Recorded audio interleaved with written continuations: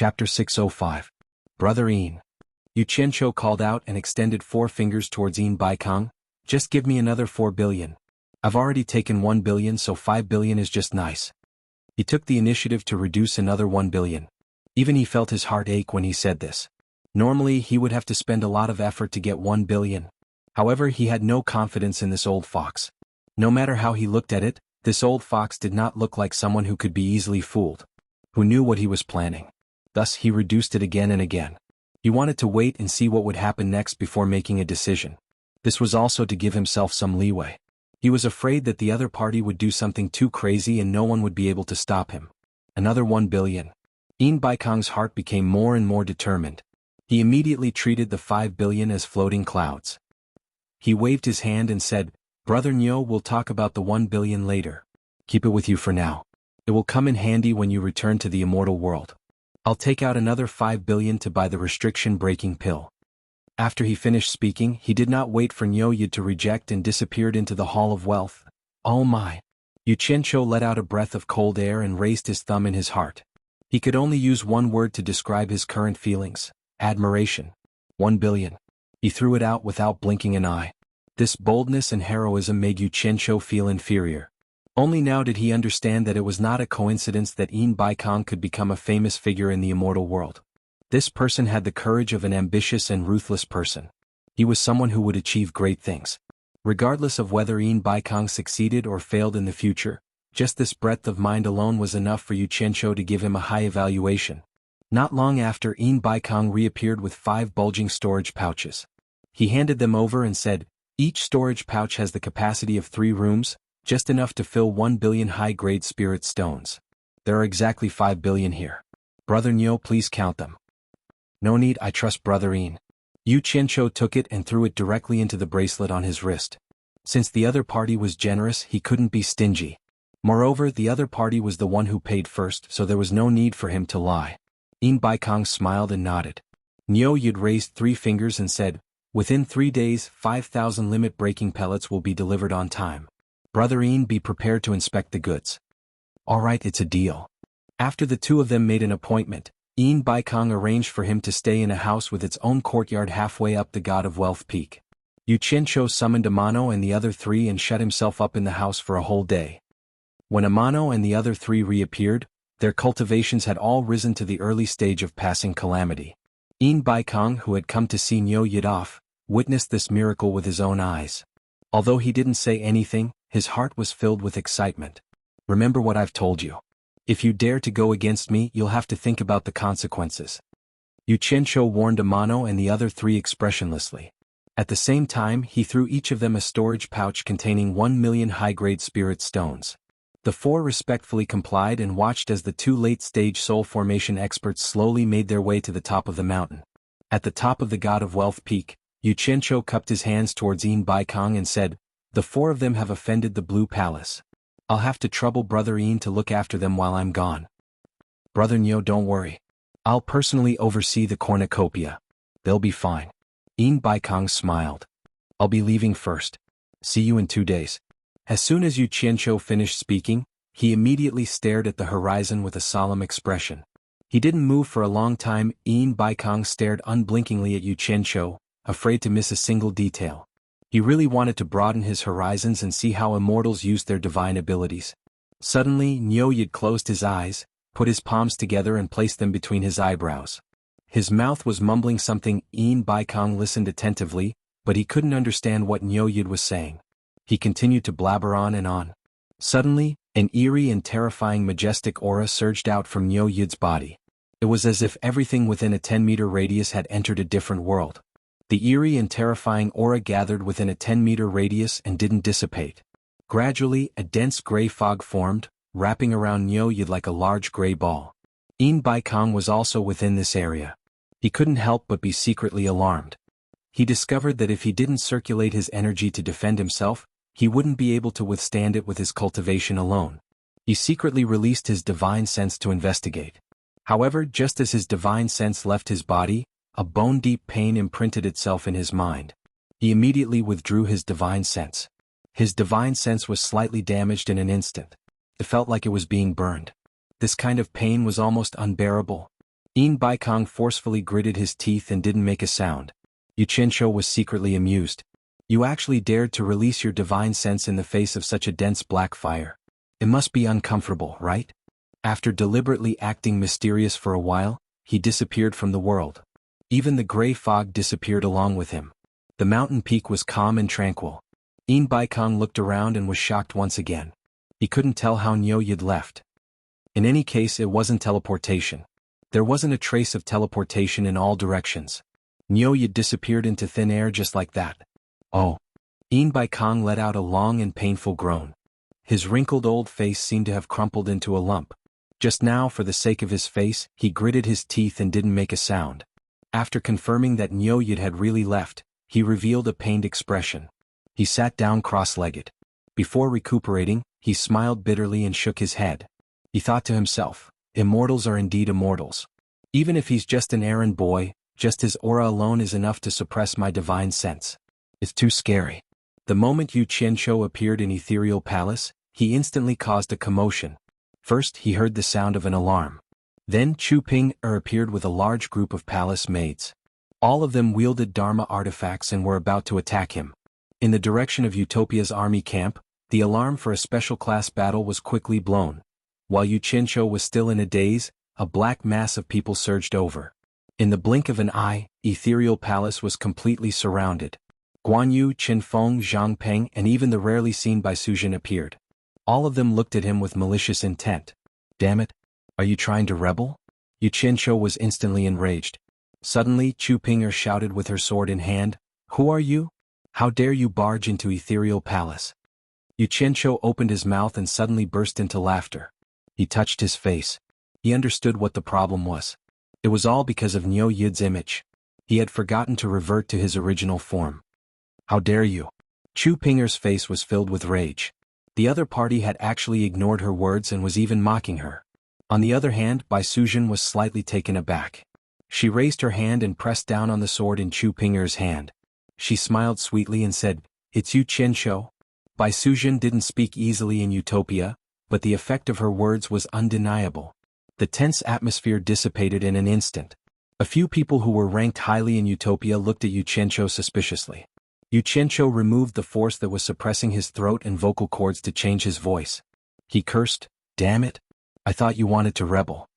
As he spoke, he expended some effort to remove the human skin mask from his face. Perhaps because he had worn it for too long, it was almost sticking to his skin. Then he waved his hand at everyone and said, "Guan Yu, Qin Feng and Zhang Peng, stay behind. The rest of you go back and do what you need to do." With the leader's order, everyone immediately returned to their positions. Chu Ping-er walked over and took the human skin mask from Yu Qianzhou's hands. She fiddled with it and asked curiously, "What is this?" "Be good. Don't spoil it. It's still very useful." Yu Qianzhou took back the human skin mask and looked around at everyone. "This thing is good for disguising. It has the same characteristics as human skin. As long as you don't reveal any flaws when you put on makeup, no matter how high the other party's cultivation level is, they won't be able to see through it." Chu Ping-er looked at Bai Suzhen with a complicated expression. Then she smiled and said, "How did you know it was him?" Bai Suzhen faintly smiled and gently said, "It's just a feeling." Chu Ping-er disapprovingly replied with an "oh," and did not say anything else. Yu Qianzhou put the human skin mask into his storage pouch. Then he took out 5 storage pouches from his bracelet. He threw one each to Bai Suzhen, Chu Ping-er, Guan Yu, Qin Feng and Zhang Peng. He smiled and said, "Take a look." It was a little like he was showing off. The 5 of them were puzzled. They used their divine sense to scan the storage pouch. Then they revealed a shocked expression and looked at each other. The storage pouch was filled to the brim with high-grade spirit stones. It was hard to imagine how many there were. With such a dense storage, it was not a few 100,000 or even a few million. It took the 5 of them a lot of effort to count. In the end, they all said the 2 words, 1 billion. They looked at each other in disbelief. A total of 5 billion. Zhang Peng's words were shocking. He murmured, "Yesterday we received 1 billion. Today another 5 billion. 6 billion high-grade spirit stones?" Chu Ping-er could not help but exclaim. The gazes of the few of them turned to look at Yu Qianzhou. They were convinced that he had managed to get 6 billion in 2 days. It was hard to imagine how he had done it. "Is 5 billion then?" Yu Qianzhou pointed at Guan Yu and Zhang Peng. "Put them away. Go back and make arrangements. With this money, we should be able to solve the problem of increasing the cultivation of most of the team members. The two of them took the 5 storage pouches and went back to the camp to make arrangements. Yu Qianqiu turned to Qin Feng and asked, "How many pseudo-limit breaking pills have you made?" Qin Feng came back to his senses from the dazzling spirit stones and said, "There are almost 30,000 of them. Why is there so little? I don't know if it's enough." Yu Qianqiu frowned. When Qin Feng heard that, goosebumps rose all over his body. This thing was poison. 30,000 was not enough? How many people were you planning to give them to?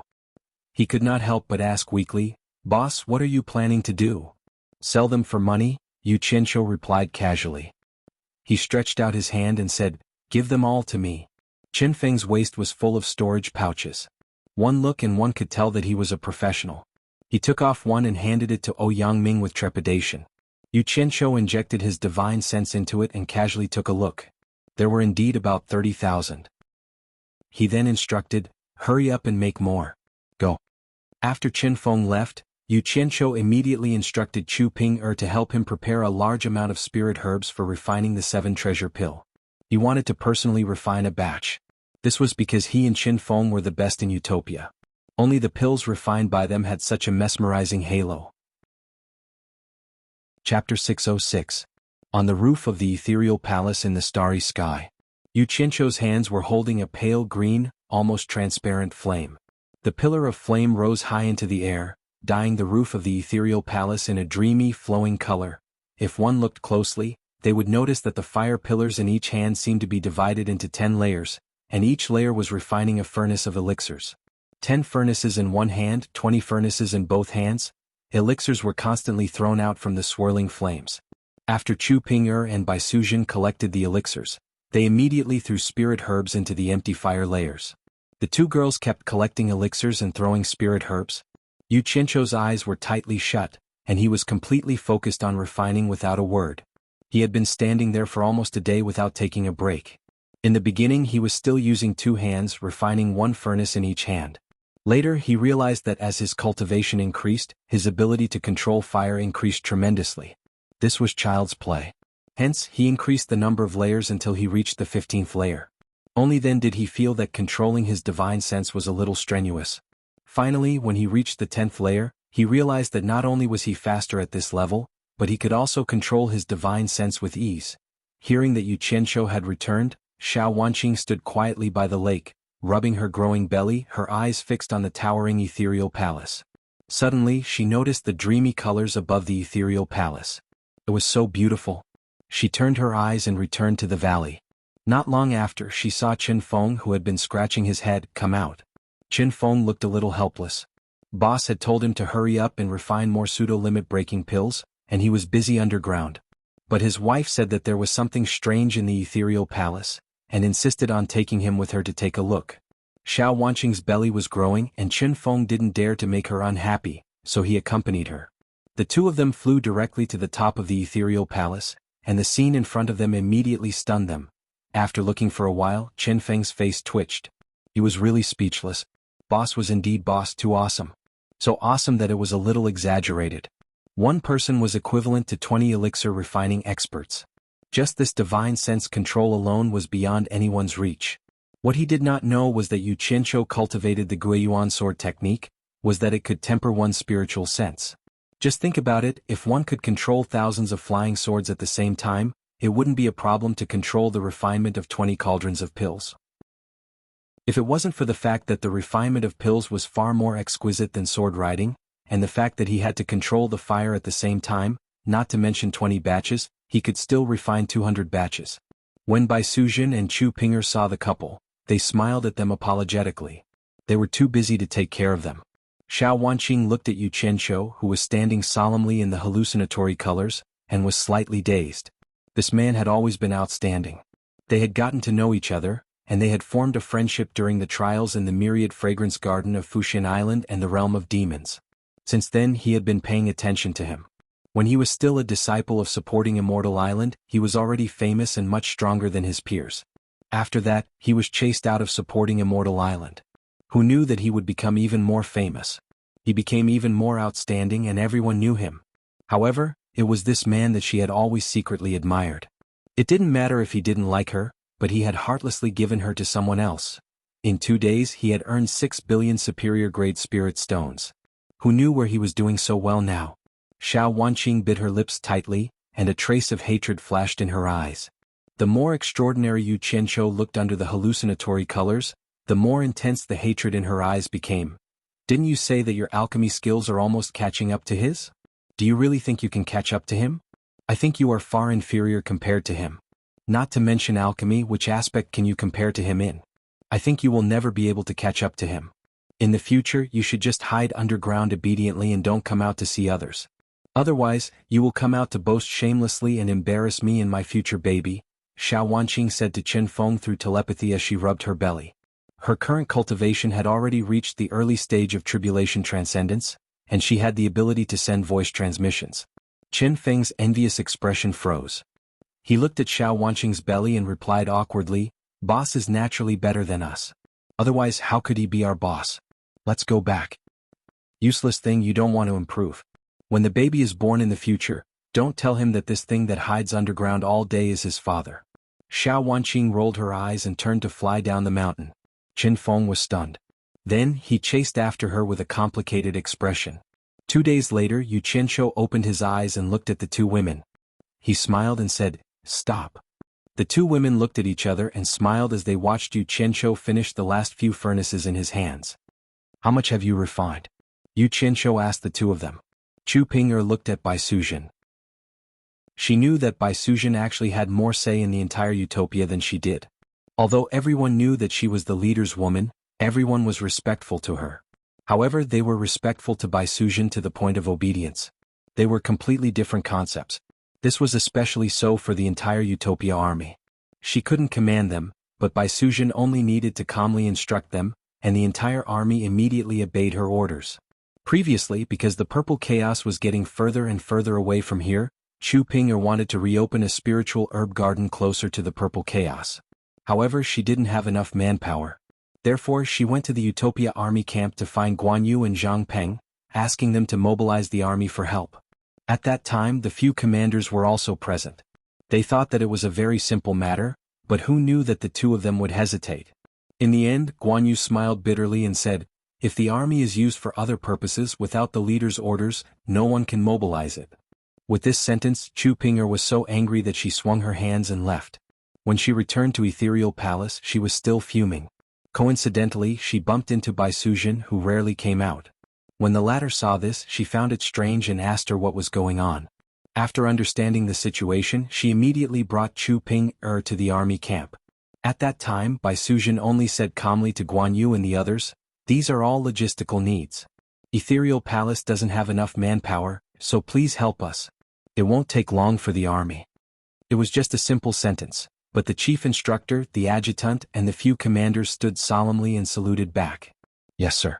We'll carry it out immediately." Then the army quickly gathered. Chu Ping'er immediately understood everything. She didn't believe that Yu Qianqiu hadn't instructed it. Actually, up until now she had spent some effort to understand. Yu Qianqiu had a tight grip on the military power of Utopia's army. It seemed like he didn't care much, but he had never relaxed his grip. Even the chief instructor, Guanyu, and the adjutant, Zhang Peng, only had the right to train and temporarily command. Other than Bai Suzhen, no one else could be mobilized. Therefore, the only person who could completely control Utopia's military power was Yu Qianqiu. However, in Utopia, there was another person who could mobilize the army at will. That was Bai Suzhen. This undoubtedly meant that without Yu Qianqiu around, the number one person in Utopia wasn't Chu Ping'er, but Bai Suzhen, who rarely showed her face. Bai Suzhen didn't reply. She handed the storage bag in her hand to Chu Ping'er. At this moment, Chu Ping'er smiled and said, "I refined nearly 500 batches of 10 pills each. There are almost 5,000 pills. None of them are useless." Didn't you see who did it? It's only right." Yu Qianqiu chuckled as he took the 2 storage bags and threw them into the bracelet. He looked at the sky and said, "I still have something to do. I'll be leaving first. You guys can go back." "You're leaving so soon?" Chu Ping'er said in disappointment. "What? Do you miss me?" Yu Qianqiu hugged her with one hand and smiled slyly.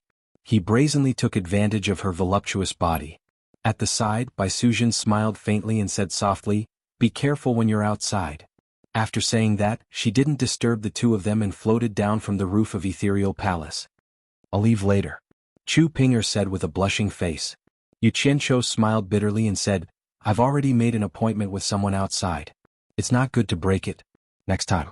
I'll make time to serve you properly next time. Can't I do it today? Chu Ping'er begged. I really have something to do. I'll definitely do it next time. Yu Qianzhou said that and ran away shamelessly. Chu Ping'er was left standing on the roof of Ethereal Palace, feeling lost. In the house halfway up the God of Wealth peak, Yu Qianzhou strolled out. Amano and the other three were all in the courtyard. When they saw him suddenly appear, they were a little shocked. They didn't know when he entered the house. There was only one entrance and the courtyard wasn't big. They were exchanging cultivation experiences in the courtyard, and they didn't see anyone enter the house. But thinking about it, it was too easy for a soul formation final stage expert to hide from their eyes. Mr. The four of them bowed in unison. They had already changed the way they addressed him. Yu Qianzhou raised his hand to indicate that the four of them didn't need to be so polite. His gaze fell on Li Qiuxiang's face. At this moment, Li Qiuxiang had already removed the veil on her face. Her face was full of bumps and bumps. Deep scratches intersected on her face. She looked horrifying and creepy. She didn't look like a beauty anymore. Yu Qianzhou saw that her eyes were calm and didn't feel uncomfortable at all. He couldn't help but show a look of approval and said, That's right. It's true that you've been cleansed. Looks like being disfigured isn't a bad thing. At least it can help you find yourself and not lose yourself. Don't worry. If there's a chance, I'll help you recover your appearance. Mister, can she still recover her original appearance? Amano asked. His expression was a little excited and emotional. What? Where's the sincerity from before? Could it be that you're tired of looking at it so quickly? Looks like my painstaking efforts have been wasted. Yu Qianzhou snorted coldly. No. Amano waved his hands. He was a little incoherent. He didn't know how to explain himself. However, Li Qiuxiang said calmly, Mister, he didn't mean it that way. He was just doing it for my own good. Actually, it doesn't matter to me whether I recover my appearance or not. Forget it. Is there a woman who doesn't like beautiful women? Yu Qianzhou raised his brows. Seeing that her eyes were calm, he didn't explain himself. He couldn't help but smile. When the time is right, I'll help you recover your appearance. With that said, he took out a flying sword and flew toward the mountain top. Chapter 607. At the top of the God of Wealth peak, under the pine tree, Yin Baikong stood there for 2 days without leaving. His expression was dark and gloomy. Niu Yud's 3-day deadline was already slightly exceeded. It would be a lie to say that he didn't care at all after throwing out 6 billion. Only one's heart knew how it felt to have one's attitude in front of others and worry in the back. At this time, Yin Baikong's tensed face gradually relaxed. He saw a figure slowly flying over from the foot of the mountain. His heart relaxed and a happy smile blossomed on his face. He walked slowly to the front of the hill to welcome Niu Yud, but in his heart he was somewhat moved. This Niu Yud was indeed amazing. No matter if he entered or left the cornucopia, no one could discover him. Sorry for being late. Yu Qianzhou landed and cupped his hands. He said with some shame, In order to find Yu Qianzhou, I was a bit late. I hope Brother Yin won't take offense. Brother Niu, you're treating me like an outsider. Yin Baikong laughed heartily. He was indeed very happy. Since Niu Yud had returned, it meant that he had made the right bet. A bit late was not a big deal. Yu Qianzhou didn't say anything else. He took out a storage pouch and threw it over, saying, 5,000 restriction-breaking pills, not one less. Brother Yin, please inspect the goods and see how effective they are. No need, I trust Brother Niu. Yin Baikong waved his hand generously. After confirming that there were indeed 5,000 limit-breaking pills, he was already very satisfied. Even if he wanted to inspect the goods, it was not good to do so in front of Niu Yud. This has nothing to do with trust. Since we're doing business, we have to follow the rules to avoid any misunderstandings. Yu Qianzhou strongly requested for the other party to inspect the goods on the spot. All right, we'll do as Brother Niu says and follow the rules. Yin Baikong was very satisfied with Niu Yud's strict attitude. This was the kind of person who was worthy of a long-term cooperation. He immediately summoned Xikongju. Not long after, the latter came back with 5 people. Let's not talk about the long-winded greeting. Yin Baikong gave him a bag of pills. After seeing the 5,000 limit-breaking pills, Xikongju was immediately shocked and looked at his master with excitement. Master was indeed a master. Nyoyud was such a difficult person to talk to, but this old man could do it quietly. He casually took out 5 limit-breaking pills and handed them to the 5 disciples. Then he poured out a pile of spirit stones for the 5 disciples to absorb. Xianxia watched calmly from the side. He was not afraid of exposing himself at all. He did not have the 7 treasures pill to break through the bottleneck of his cultivation, so they could test it however they wanted. The results of the test were very good. The 5 of them successfully increased their cultivation by 1 level. They were extremely grateful. Yin Baikong smiled and waved his hand, signaling them to leave. After watching them leave the mountain, Yin Baikong turned around and asked, "Brother Nyo, you said you were looking for Xianxia. Was it about the 7 treasure pill? Since I've promised, I'll definitely do it well." Xianxia smiled. "That kid was really hard to find, but I finally found him. I've already given him the 7 treasures pill.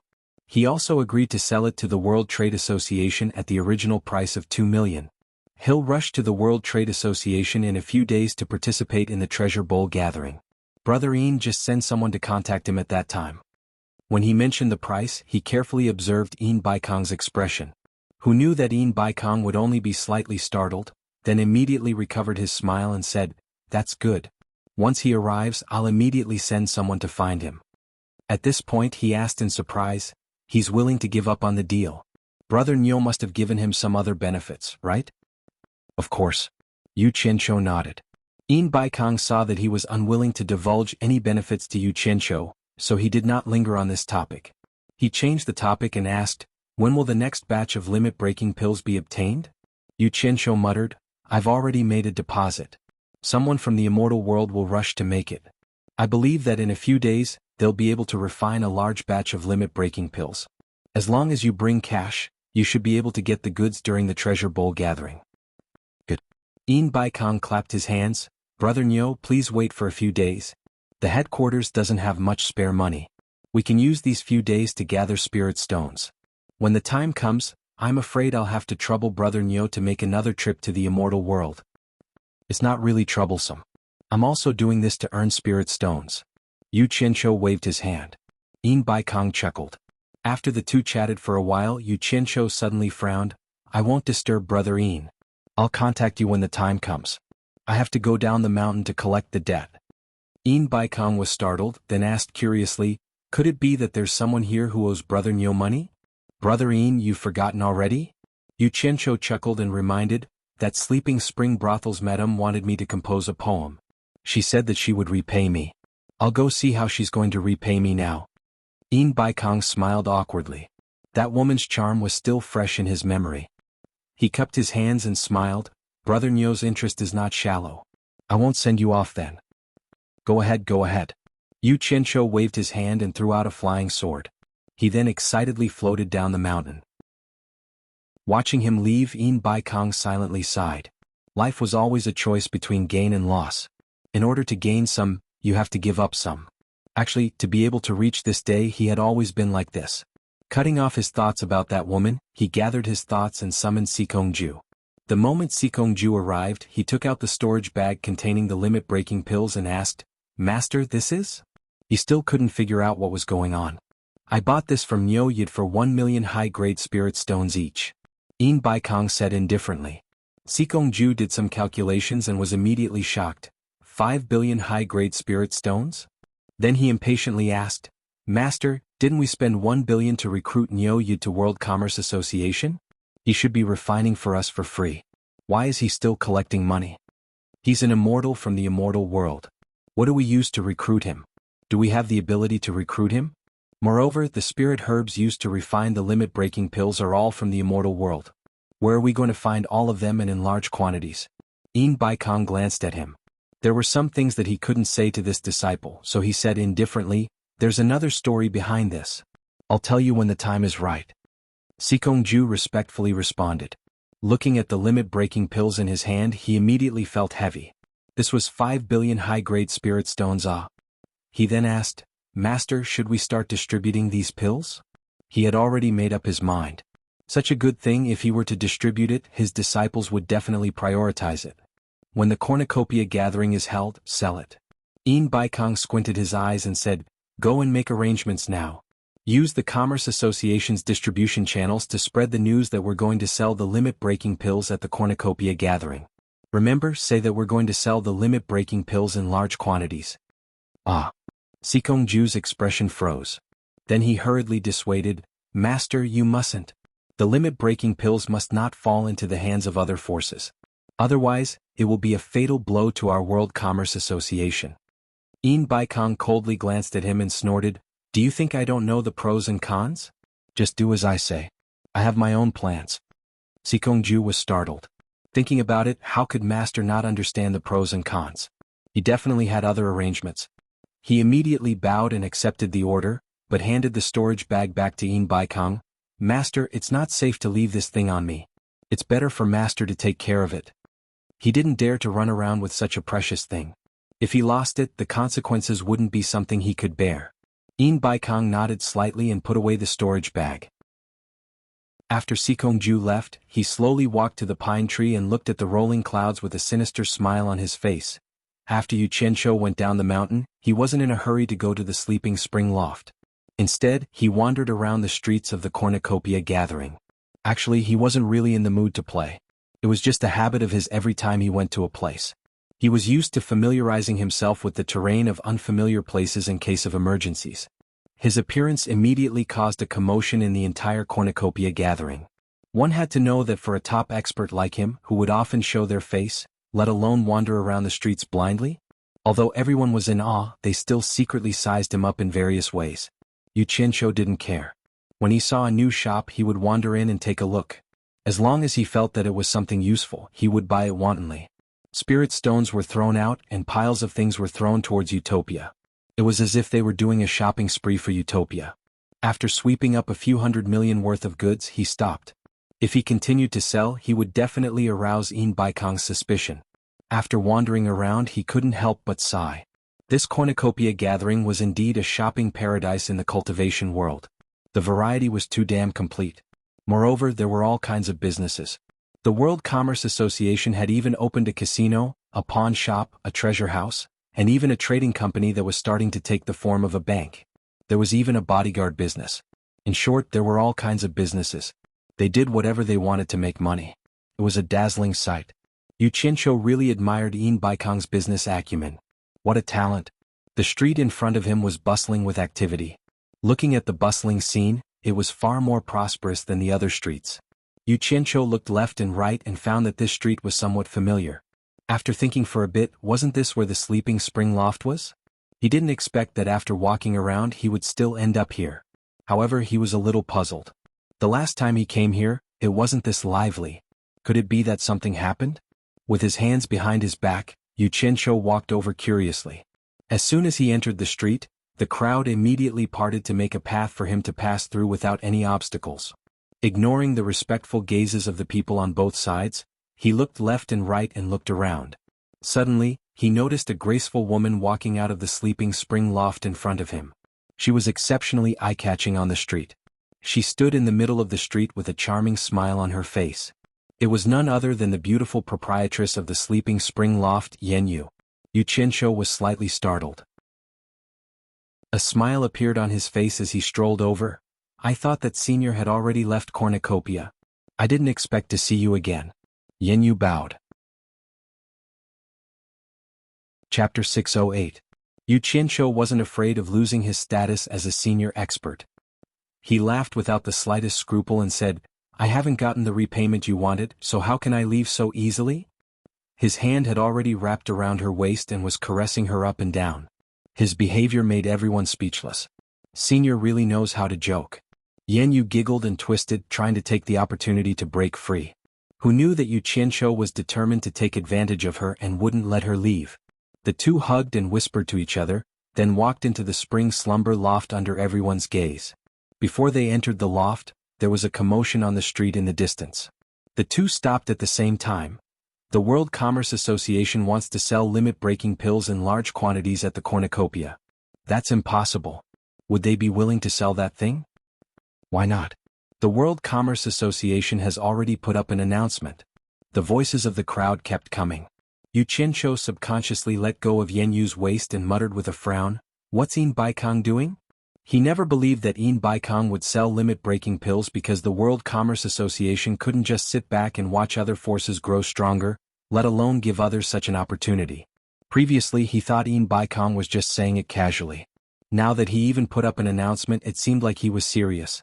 Xianyu took the opportunity to silently size up the frowning and contemplating him at a close distance. The more she looked, the more puzzled she became. Nyoye didn't give her the feeling of an old monster who had cultivated for more than 1,000 years. He lacked the air of an old man, but he was a soul formation final stage expert. It was really strange. It was said that when a woman saw the man she liked, all the other party's shortcomings could be seen as advantages. Could it be that she was thinking of love? Thinking of this, Yenyu's cheeks couldn't help but flush slightly. Yu Qianzhou shook his head. He couldn't figure it out, so he didn't think about it for now. Then he put on a grin and shamelessly put his arm around Yenyu. The two of them kissed as they walked in. The surrounding men were envious and sighed inwardly. Raising one's cultivation was the way to go. There were many wastrels in the brothel, and the sounds of wild bees and butterflies were endless. Yu Qianzhou turned his head and chuckled, "Your business is booming. It's all your fault." Yenyu rolled her eyes at him.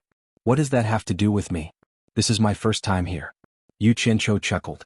To his surprise, Yenyu did not take him upstairs, but directly passed through the hall to the backyard of the Spring Slumber building. The incessant sounds disappeared, and an elegant and unique bungalow sat quietly in the backyard. There was a small pond beside the bungalow. The lotus flowers in the pond were slender and beautiful. The scenery in the backyard was elegant, completely different from the style of the sleeping spring loft in front. Yu Qianzhou could not help but be slightly startled. "Headliner Yen brought me here. Could it be that you want to have a secret affair with me?" Yu Qianzhou cackled. His eyes were looking at places that he should not be looking at, very arrogant. "It's all because of Senior's good deed. You've made my sleeping spring loft restless even if I wanted to." Yenyu explained the reason why the sleeping spring loft was so popular. Then she coquettishly said, "I was afraid that I would disturb Senior's peace, so I brought Senior to my place." Yu Qianzhou was startled. He did not expect that his poem would make the sleeping spring loft so popular, but it was also within his expectations. Just imagine, with the fame of Niu Yud and Yin Baikong, if they joined hands and left a poem outside the sleeping spring loft, there would only be an endless stream of people coming to pay their respects. "This is your place?" Yu Qianzhou subconsciously asked. He looked around and walked to the outside of the elegant bungalow. He casually pushed the door open and entered. Yenyu gritted her teeth as if she had made up her mind. A resolute expression flashed across her face as she braced herself and entered.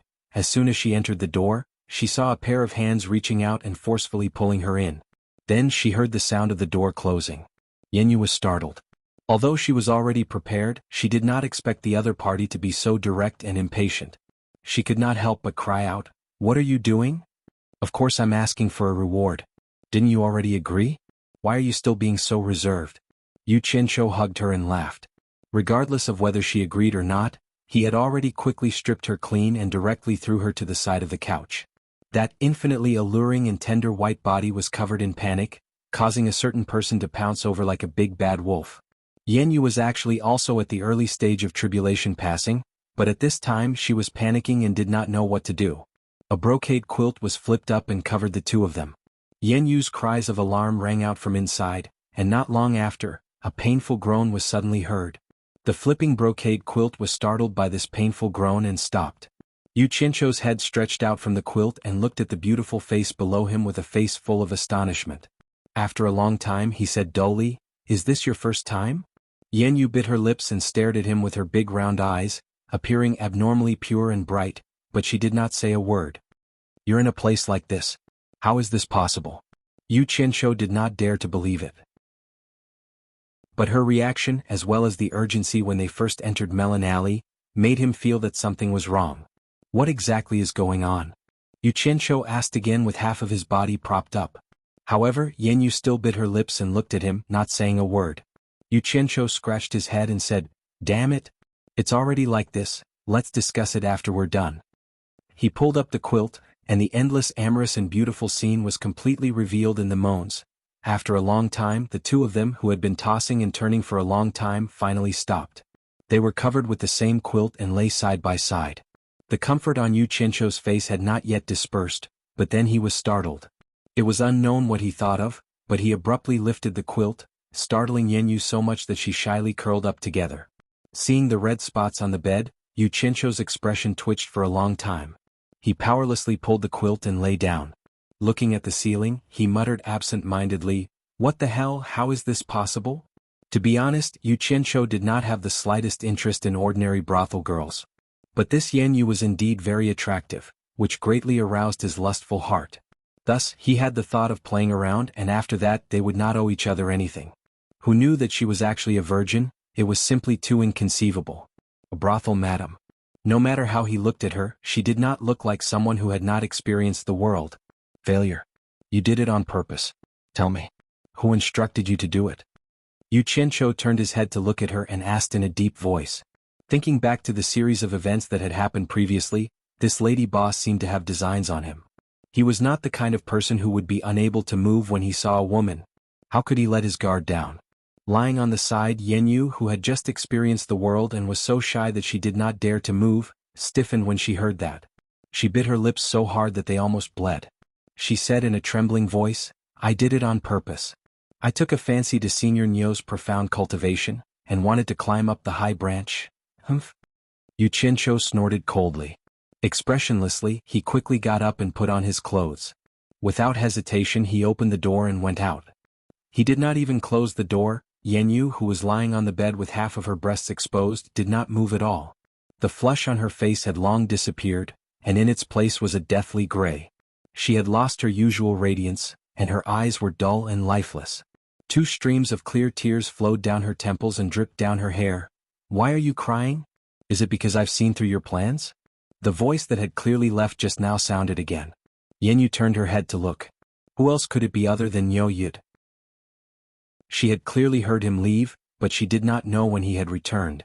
He stood expressionlessly by the bedside and looked at her, covering her chest with the quilt. Yanyu sat up and said angrily, get out of here.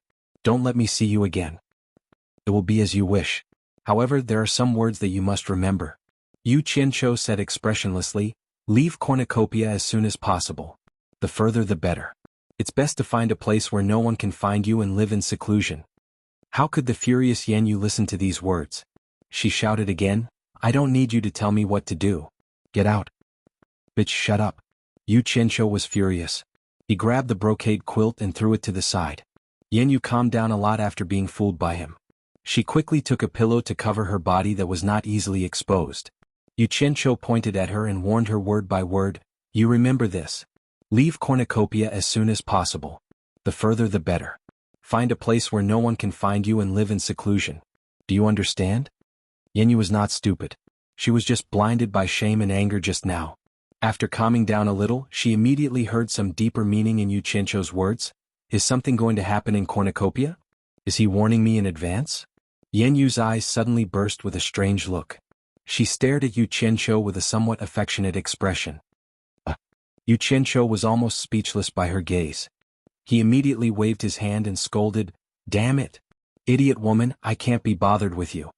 With that he turned around and left. "Wait!" Yanyu shouted. "What?" Yu Qianzhou turned his head back angrily. The white and delicate body on the bed was still very tempting. So he bent down to pick up the quilt on the ground and threw it back on the bed. Yanyu pulled the quilt and wrapped herself in it. She stretched out a jade arm and pointed at Yu Qianzhou's head. She whispered, "I accidentally scratched the back of your left ear just now. Your disguise was exposed. You'd better fix it before you leave." Yu Qianzhou was stunned. He raised his hand and touched the back of his ear. Sure enough, there was some injustice. He couldn't help but be shocked. Fortunately, he softened his heart and came back. If he went out and met someone with ill intentions, he was afraid that he would be exposed immediately. He immediately fixed it in a hurry. After that, he immediately fled. Before leaving, he didn't forget to throw a curse. Damn it! Women are really the source of trouble. Women can't be touched casually. Yanyu, who was wrapped in the quilt, gritted her teeth and tightened her face. After Yu Qianzhou fled, especially after hearing his curse, she couldn't hold it in anymore. She burst out laughing. She covered her head with the quilt and hid under it, giggling non-stop. After a long time, her head popped out. She stared outside the door with eyes full of happiness. She bit her lip and said, "I don't care who you are, and I don't care what will happen to cornucopia. Anyway, I won't leave. If you have the ability, leave me alone. Give me a reason to give up. Chapter 609. In the house halfway up the God of Wealth peak, Yu Qianqiu shut himself in his room. He felt great when he was indulging himself just now, but now he was like a youth who had lost his footing. He leaned back in his chair and was very unhappy. Along the way he thought about killing Yanyu to silence her, but after a few hesitations he couldn't bring himself to do so. If it was an ordinary piece of trash, he would really kill her after he was done with her. But she was a, damn it. Annoyed, he then became absent-minded again. Everything was fine, but he kept thinking about the pond in the courtyard with the slender and elegant lotus flowers. He murmured, untainted from the mud? Bah. Suddenly he gave himself a slap and shook his head, deciding not to think about it anymore. Since she had pointed out his flaws, she probably wouldn't reveal his secret. He was worrying for nothing. I'll be fine after a nap. Yu Qianqiu comforted himself, then listlessly tossed and turned on the bed. Millennium Kingdom's Blue Palace was bustling with activity. With Pei Fong, Qi Jiujuan and Ouyangda as the leaders, they had invited the lords of dozens of countries to conspire in the Blue Palace. With Niu Yud's alliance, the world commerce was like adding wings to a tiger. Imagine if the world commerce's strength soared with the help of the limit-breaking pill. How could these people who didn't see eye to eye with Yin Baikong have a good ending? Thus, everyone prepared to unite and take advantage of the world commerce's fledgling strength. The initiator of this matter was Pei Fong. Not to mention the fact that Yin Baikong was his enemy, that Niu Yud had killed his disciple in front of everyone in the cornucopia, and even said that he would wait for Fatty Pei. How was this any different from slapping his face? This Niu Yud with unfathomable cultivation was now in cahoots with Yin Baikong. With just his family strength, there was no hope of revenge. Thus he jumped up and down to contact the powers that didn't see eye to eye with the world commerce, stating how powerful they were and suggesting everyone to play together. Don't worry everyone. With us 66 powers working together, we can definitely wipe out the world commerce in one move. Pei Fong's fat face shook as he waved his broken hand and said confidently. Someone questioned, Pei Fong, now that Yin Baikong has Niu Yud's help, do you really think we can defeat the world commerce? I heard that Niu Yud's cultivation isn't low. He might even be stronger than Yin Baikong. That's not a problem. Pei Fong pointed at Qi Jiujuan and Ouyangda and said, leave Yin Baikong and Niu Yud to the three of us. You guys quickly deal with Yin Baikong's two spirit-severing disciples. The other late-stage passing tribulation cultivators won't be able to stop us. In short, we have to work together to kill Yin Baikong and Niu Yud. We can't give them another chance to rise again. That person shook his head and said, a centipede dies but does not fall down. The World Commerce Association has deep roots and the combined forces of the various countries' branches are not small. If we were to launch a life and death counterattack, of course those insects and shrimps wouldn't be able to do anything to us, but our forces would definitely suffer a heavy blow. I'm afraid that we wouldn't be able to recover in a short period of time. We have to know that there are still wolves eyeing us like tigers eyeing their prey. Will it take advantage of our weakness to bite us? Yes, this is indeed a problem. Everyone nodded in agreement. If everyone was fighting a tiger with all their might, only to be bitten in the back by a wolf, then it wouldn't be worth it. Pei Fong laughed heartily. Everyone, this isn't a problem. I've already thought of a solution. Our 66 forces can make an oath together. If anyone dares to bite us in the back while we're attacking the World Commerce Association, the 66 forces will look for them together to settle the score. This oath can be made public to intimidate those with ill intentions. Let me ask you, who would be able to bear the wrath of us 66 spirit-severing experts? Also, we have to declare that while we're attacking the World Commerce Association's headquarters, the World Commerce Association's branches within each country's borders are free to be attacked by any country. Whoever takes them down will have that piece of meat. Everyone think about it. Without the World Commerce Association's headquarters to hold the line, the branches would turn from a thorn in the side to a free piece of fat meat. Would the various forces ignore this? So, this problem isn't a problem. It's already been easily solved. Although his words were pleasant to hear, the people present weren't so easily fooled. Someone immediately sneered, what about Bing Qingzi and Hu Changshou? The two of them are the biggest problem. They've always stuck together, so how would they sit back and watch us destroy Yin Baikong? Once the two of them take action, along with Yin Baikong and Niu Yud, there should be 4 spirit-severing late-stage experts. Are the 3 of you sure you're a match for the 4 of them? I'm just afraid that we won't know who will be the one to destroy who. Once the 3 of you fail and the 4 of them join forces to attack us, I'm afraid that many of you here won't be able to return. Don't be impatient. Pei Fong waved his hand at him and chuckled. The 3 of us have already thought of this, so we contacted the 2 of them in advance. If it was any other time, they would definitely lend a hand to Yin Baikong. But this time Yin Baikong has made a fatal mistake. He shouldn't have been too ambitious and wanted to monopolize the limit-breaking pill. He wanted the World Commerce Association to dominate the world. Forget about us, even Bing Qingzi and Hu Changshu wouldn't agree to this. The 2 of them have already made it clear that they don't wish to see someone dominate the world and harm their interests. When everyone heard this, they quickly whispered to each other and nodded continuously. Clearly they thought that the chances of success were very high. But after a while there was another disagreement. After defeating the World Commerce Association, the distribution of profits became a problem again. Just as they were about to quarrel, someone suddenly walked in from outside the palace and said, "Everyone stop daydreaming. The meat of the World Commerce Association looks tempting, but it's not something we can chew on right now." The Blue Palace immediately quietened down. Everyone looked at him with different expressions. This person had a handsome face and was dressed in a fluffy snow-white robe. He was clean and elegant. Half of his body was hidden in thick white fur. He had an extraordinary bearing and appeared graceful and luxurious. He was Lord Lu Nangua, Passion Lake Misty Rain House's Yunnan Tian. Pei Fong narrowed his eyes. "Brother Yu, what do you mean by that? Could it be that you want to withdraw?"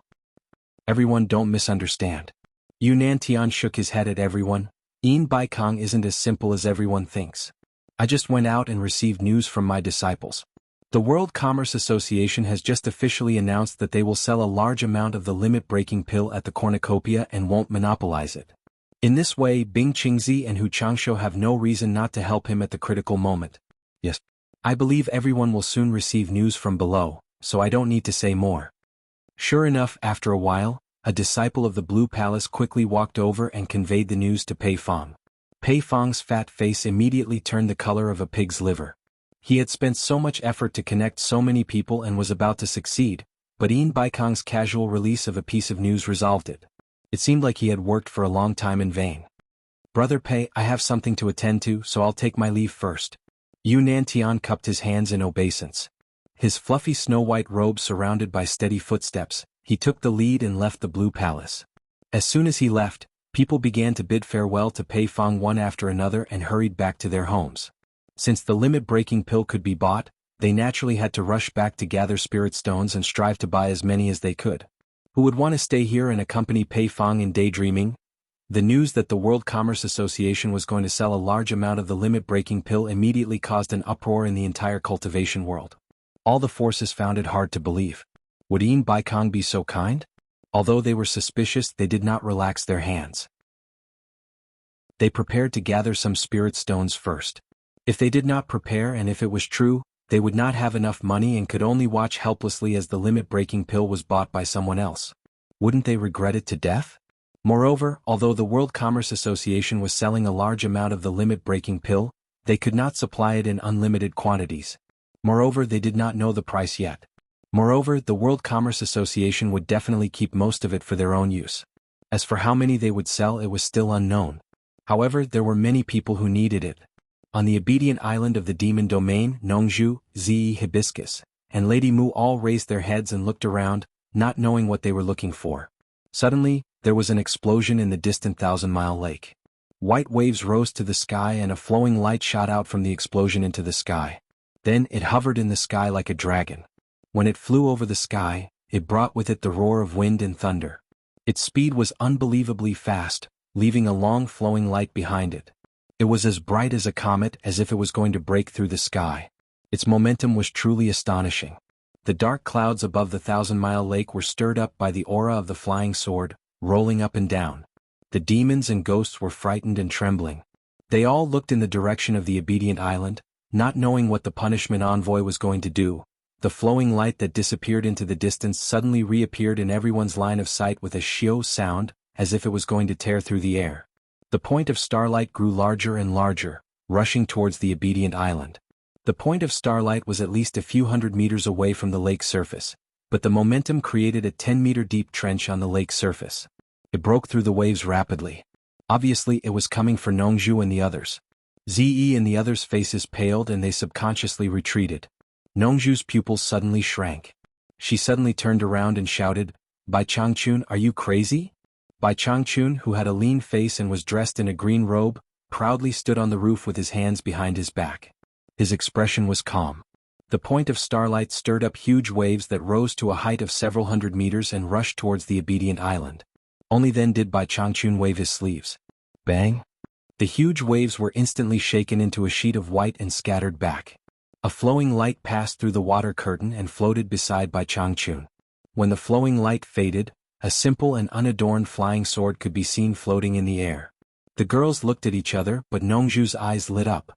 She teleported to the roof and asked with a smile, "Old Bai, what do you think of this sword?" "It's barely passable."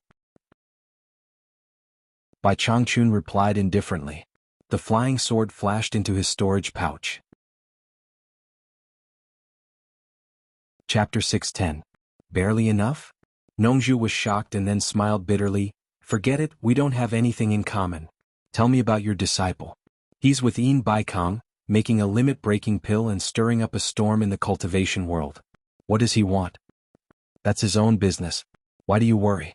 Bai Changchun looked into the distance with his hands behind his back. When Lan Feng sent a message saying that he wants to go to the cornucopia. He doesn't know that Niu Yud is Yu Qianshou yet. "I'm afraid it will cause some misunderstanding," Nongju said. Bai Changchun flashed down and walked towards the house. "Say what you want to say, don't beat around the bush." Nongju followed him and smiled. "I know I can't hide it from you. Hibiscus wants to see Yu Qianshou, but she's too embarrassed to ask you." Bai Changchun stopped and turned to look at Hibiscus. "You want to go to the cornucopia?" Hibiscus came to call her master anxiously, but she couldn't speak for a long time. She just nodded embarrassedly, indicating that she wanted to go. Nongju grinned and said, "I'm going to take these two girls to broaden their horizons." But this time Yu Qianshou made too much of a ruckus. "I heard from Lan Feng that many lords from various kingdoms will go there for the restriction-breaking pill. With so many monsters gathering in the cornucopia, I'm worried that something will go wrong if I take these two girls with me." "Don't beat around the bush." Bai Changchun looked at her coldly. Nongju's expression froze and then she rubbed her hands and said cheerfully, "You know you are the only one who can control those monsters. For the sake of Furong's safety, can I borrow the thing on your waist?" She pointed to a black jade pendant with cloud patterns on Bai Changchun's waist. It was only the size of half a palm and was engraved with the word Bai. Bai Changchun stared at Hibiscus and didn't say anything. He untied the jade pendant on his waist. He waved his hand and released a cloud of golden mist. His fingers shot a spell at the jade pendant. The golden mist surged and instantly drilled into the jade pendant. Then he opened his palm and the jade pendant gently floated towards Hibiscus. Unexpectedly, Nongju grabbed it and turned it over and over in her hand. She was so happy that she couldn't close her mouth. She clicked her tongue and said, "This is a good thing." Bai Changchun stared at Nongju coldly. The smile on Nongju's face froze. She awkwardly threw the jade pendant to Furong, waved her hand and said, "Hang it on your body quickly. This is the amulet given by your teacher." Hibiscus obediently tied the jade pendant to her waist. At this time Bai Changchun said to her, "If you encounter any trouble that you can't solve, you can inject your xianxia to activate the thing inside." "Yes." Hibiscus bowed respectfully. Ziyi's face was filled with envy as she stared at the jade pendant on her waist. Nongju couldn't bear to see her daughter like this, so she looked around Bai Changchun's body to see if there was anything more memorable to pick up. Bai Changchun could not be bothered with him. Without another word he turned around and went in. Lingfang Valley was a place with a very special geographical location. It was adjacent to 3 countries at the same time, and Baiwan country was one of them. However, it didn't belong to any of the 3 countries, so it was surrounded by the 3 countries. The area was actually not big. It was just a continuous valley that was lush and green all year round. Flowers bloomed and withered. Mountain springs and streams filled the valley. It was like a paradise, very elegant and quiet. Outside the mountain there was a mountain road that led into the valley. On the road there were common people coming and going. Although it was a mountain road, it was very smooth. As long as there was a pothole, there would be people who would volunteer to fill it with rocks. On both sides of the mountain road, there were many stone tablets, which led to the depths of the valley.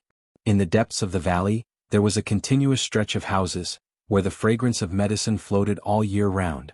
Outside the houses, there were many men and women who were busy. There were many common people sitting in the tents that were built.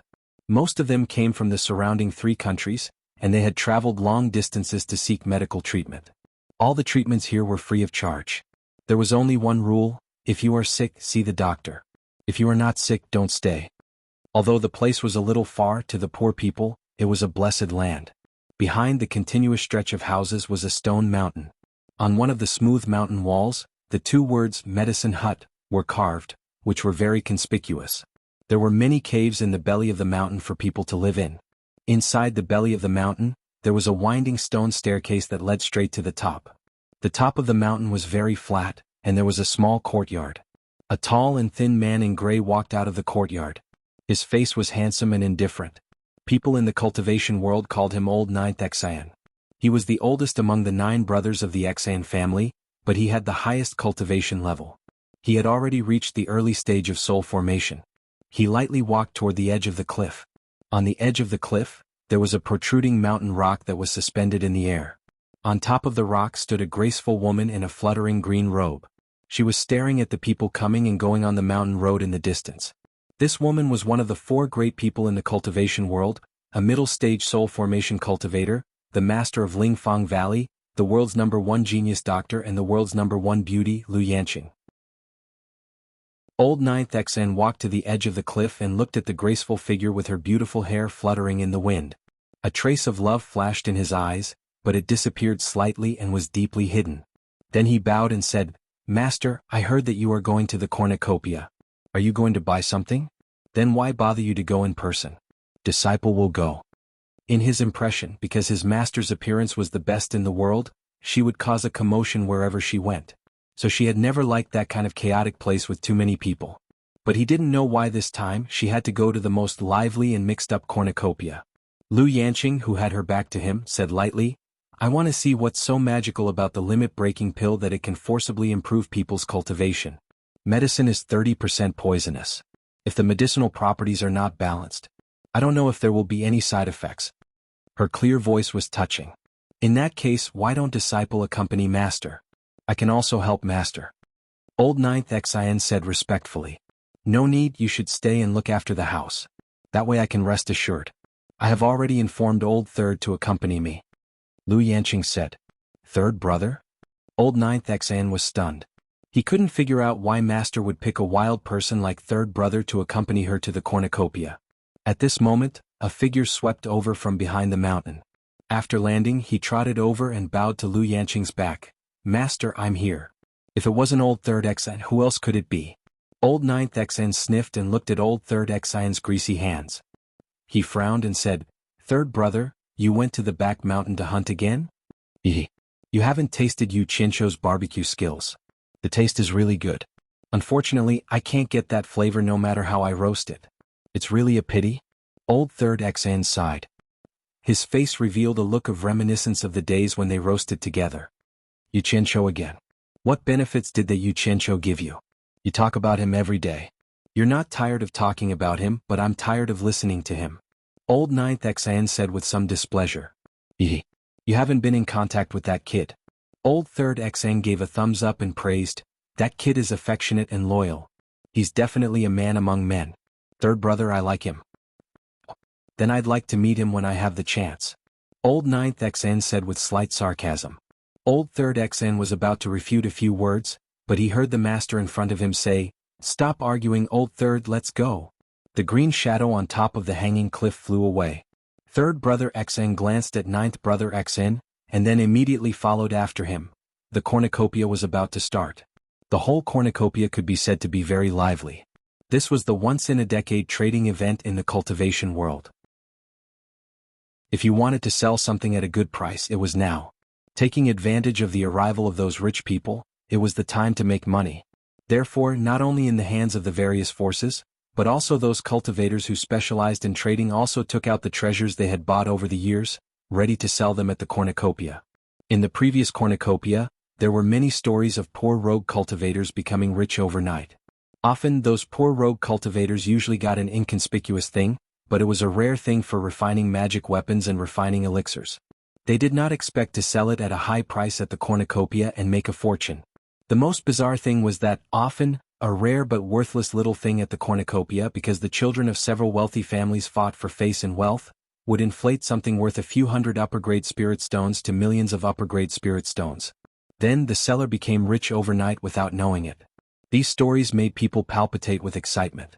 Whether it was those poor rogue cultivators or the grassroots disciples of various sects, as long as they collected something strange, they would bring it to the cornucopia to try their luck. In this way, the liveliness of the cornucopia could be imagined. The rich came to spend money wantonly, and the poor came with the dream of getting rich. The prices of restaurants and inns skyrocketed, and most of them were occupied by the children of wealthy families. The World Chamber of Commerce also set aside 2 square squares of stalls for rent in those places that used to be on the periphery and no one cared about.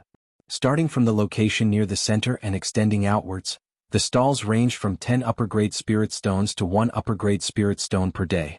In the 10 days of the cornucopia, the World Chamber of Commerce made a net profit of millions of upper-grade spirit stones every day. In previous years, some rogue cultivators did not want to pay rent in order to save money, so they carried things with them and peddled them in the cornucopia. But if they were discovered by the law enforcement patrol team of the World Chamber of Commerce, it would be bad and everything on them would be confiscated. Think about it, how could a cultivator who could not even afford the rent have the background to go against the World Chamber of Commerce? If their things were confiscated, they would not even have a place to cry. As a result, many rogue cultivators would pool together to rent stalls to sell things. In fact, every time the cornucopia came down, the World Chamber of Commerce was the most profitable. There was no doubt about this. There were some businesses in the cornucopia that were monopolized by the World Chamber of Commerce, the local snake, and did not allow others to open a second one, such as the casino. There were some businesses that only the World Chamber of Commerce had the ability to open, such as the Spirit Stones Trading Company. With the World Chamber of Commerce's branches in various countries, you could withdraw and withdraw spirit stones at will. The spirit stones stored in the cornucopia could be taken out in Jianghu Kingdom. Chapter 6:11. Of course, as far as Xianxia knew, although this spirit stone trading company already had the embryonic form of a bank from his previous life, it was clearly not so perfect yet. There would be no interest when spirit stones were deposited. Instead, one would have to pay a certain percentage of remuneration when withdrawing. This was because many people carried large amounts of spirit stones on them and felt unsafe, so they would rather pay some remuneration to the trading company and withdraw them here. For example, if an itinerant cultivator made a windfall at the treasure bowl gathering, but with his cultivation and background, once he left the treasure bowl without the protection of the World Trading Company, he would likely be robbed. What should he do? No problem, the Spirit Stone Trading Company would provide you with convenience. You only needed to pay a small portion of the remuneration and deposit a large amount of spirit stones in the trading company. When traveling, if you lacked money, you could withdraw it at any time from the World Trading Company's branch. It was up to you to withdraw as much or as little as you wanted. It didn't matter if it was distributed multiple times. The Spirit Stone Trading Company would never embezzle a single spirit stone from you. In terms of business reputation, the World Trading Company could be said to be the model for the entire cultivation world. Due to the daily fighting and death in the cultivation world, it was said that people often died before they had the chance to take out their spirit stones to enjoy. If no one provided the correct information to take them out, then these spirit stones would naturally become ownerless. It was rumored that the World Trading Company could earn over 100 million high-grade spirit stones from this windfall every year. If your cultivation was low and you found some treasure at the treasure bowl gathering, you might be robbed on your way home. No problem, as long as you could afford the remuneration, the World Trading Company's escort company would provide protection and help you send it back. If the protection failed, the World Trading Company would compensate you according to the valuation. In short, if you had any problems with money or property, you could seek help from the World Trading Company. As long as you could provide the corresponding remuneration, the World Trading Company would provide you with a full range of services, and their reputation was absolutely guaranteed. This was the World Trading Company founded by Baikong. Such a huge business giant, doing business in both the cultivation world and the secular world at the same time, made people jealous and envious. At the same time, they couldn't help but admire it. The flow of people in the treasure bowl increased dramatically. One passage was no longer enough, so the other 7 sealed passages were opened. 8 passages were opened together to cater to the merchants from all over the world. All the experts of World Commerce's headquarters had come out in full force, and they had even transferred quite a few from outside branches to keep a close watch on the movements of the entire cornucopia. If an average person dared to cause trouble, that was simply courting death. On the God of Fortune Peak, Xikongju and Jingyuankong were constantly reporting all sorts of important news to Yin Baikong. In the World Chamber of Commerce, Xikongju was in charge of external affairs while Jingyuankong was in charge of internal affairs. Learning that nearly 300 lords had sent messages saying that they would be coming to this world's cornucopia, a smile appeared on Yin Baikong's face. Those were nearly 300 of the richest people in the cultivation world. Everyone knew what they were after. It would be hard for the world commerce not to make a fortune this time. Yin Baikong was deep in thought under the pine tree on the peak. Xikongju rushed over from the foot of the mountain and cupped his fists. Master, by Wan Nations Wen Rui sent a message that Wen Lanfeng will be visiting cornucopia. In addition, Xen Laojiu from the Spirit Fang Valley sent a message saying that Lu Yanqing is already on the way to the cornucopia, and hopes that we can make careful arrangements. Yin Baikong was slightly startled. Wen Lanfeng coming was expected. After all, he was also a lord. For the future of the Wen family, it would be hard for him to resist the temptation of the restriction-breaking pill. But Lu Yanqing would come, but it was a little out of his expectations. That woman had participated in a cornucopia many years ago, and had never come again. Everyone knew that this woman liked peace and quiet, and did not like such a chaotic scene. Seems like the temptation of the restriction-breaking pill is not ordinary. Yin Baikong couldn't help but burst into laughter. Master, the lords from various countries have arrived. Do we need to entertain them? Xikongju asked. Yin Baikong lightly waved his hand. No need. They all have shops here and their own people will arrange it. It's not good for us to entertain them one by one, we don't have the time. If there's anything they will naturally come find me. Of course, we still have to give these people face and treat them differently from ordinary people. All you have to do is send a thank you card along with a few words about our poor hospitality. Understood. Xikongju nodded, then frowned. Master, we won't keep a single one of the 5,000 restriction-breaking pills. Are we really going to sell them all? I was just about to tell you about this.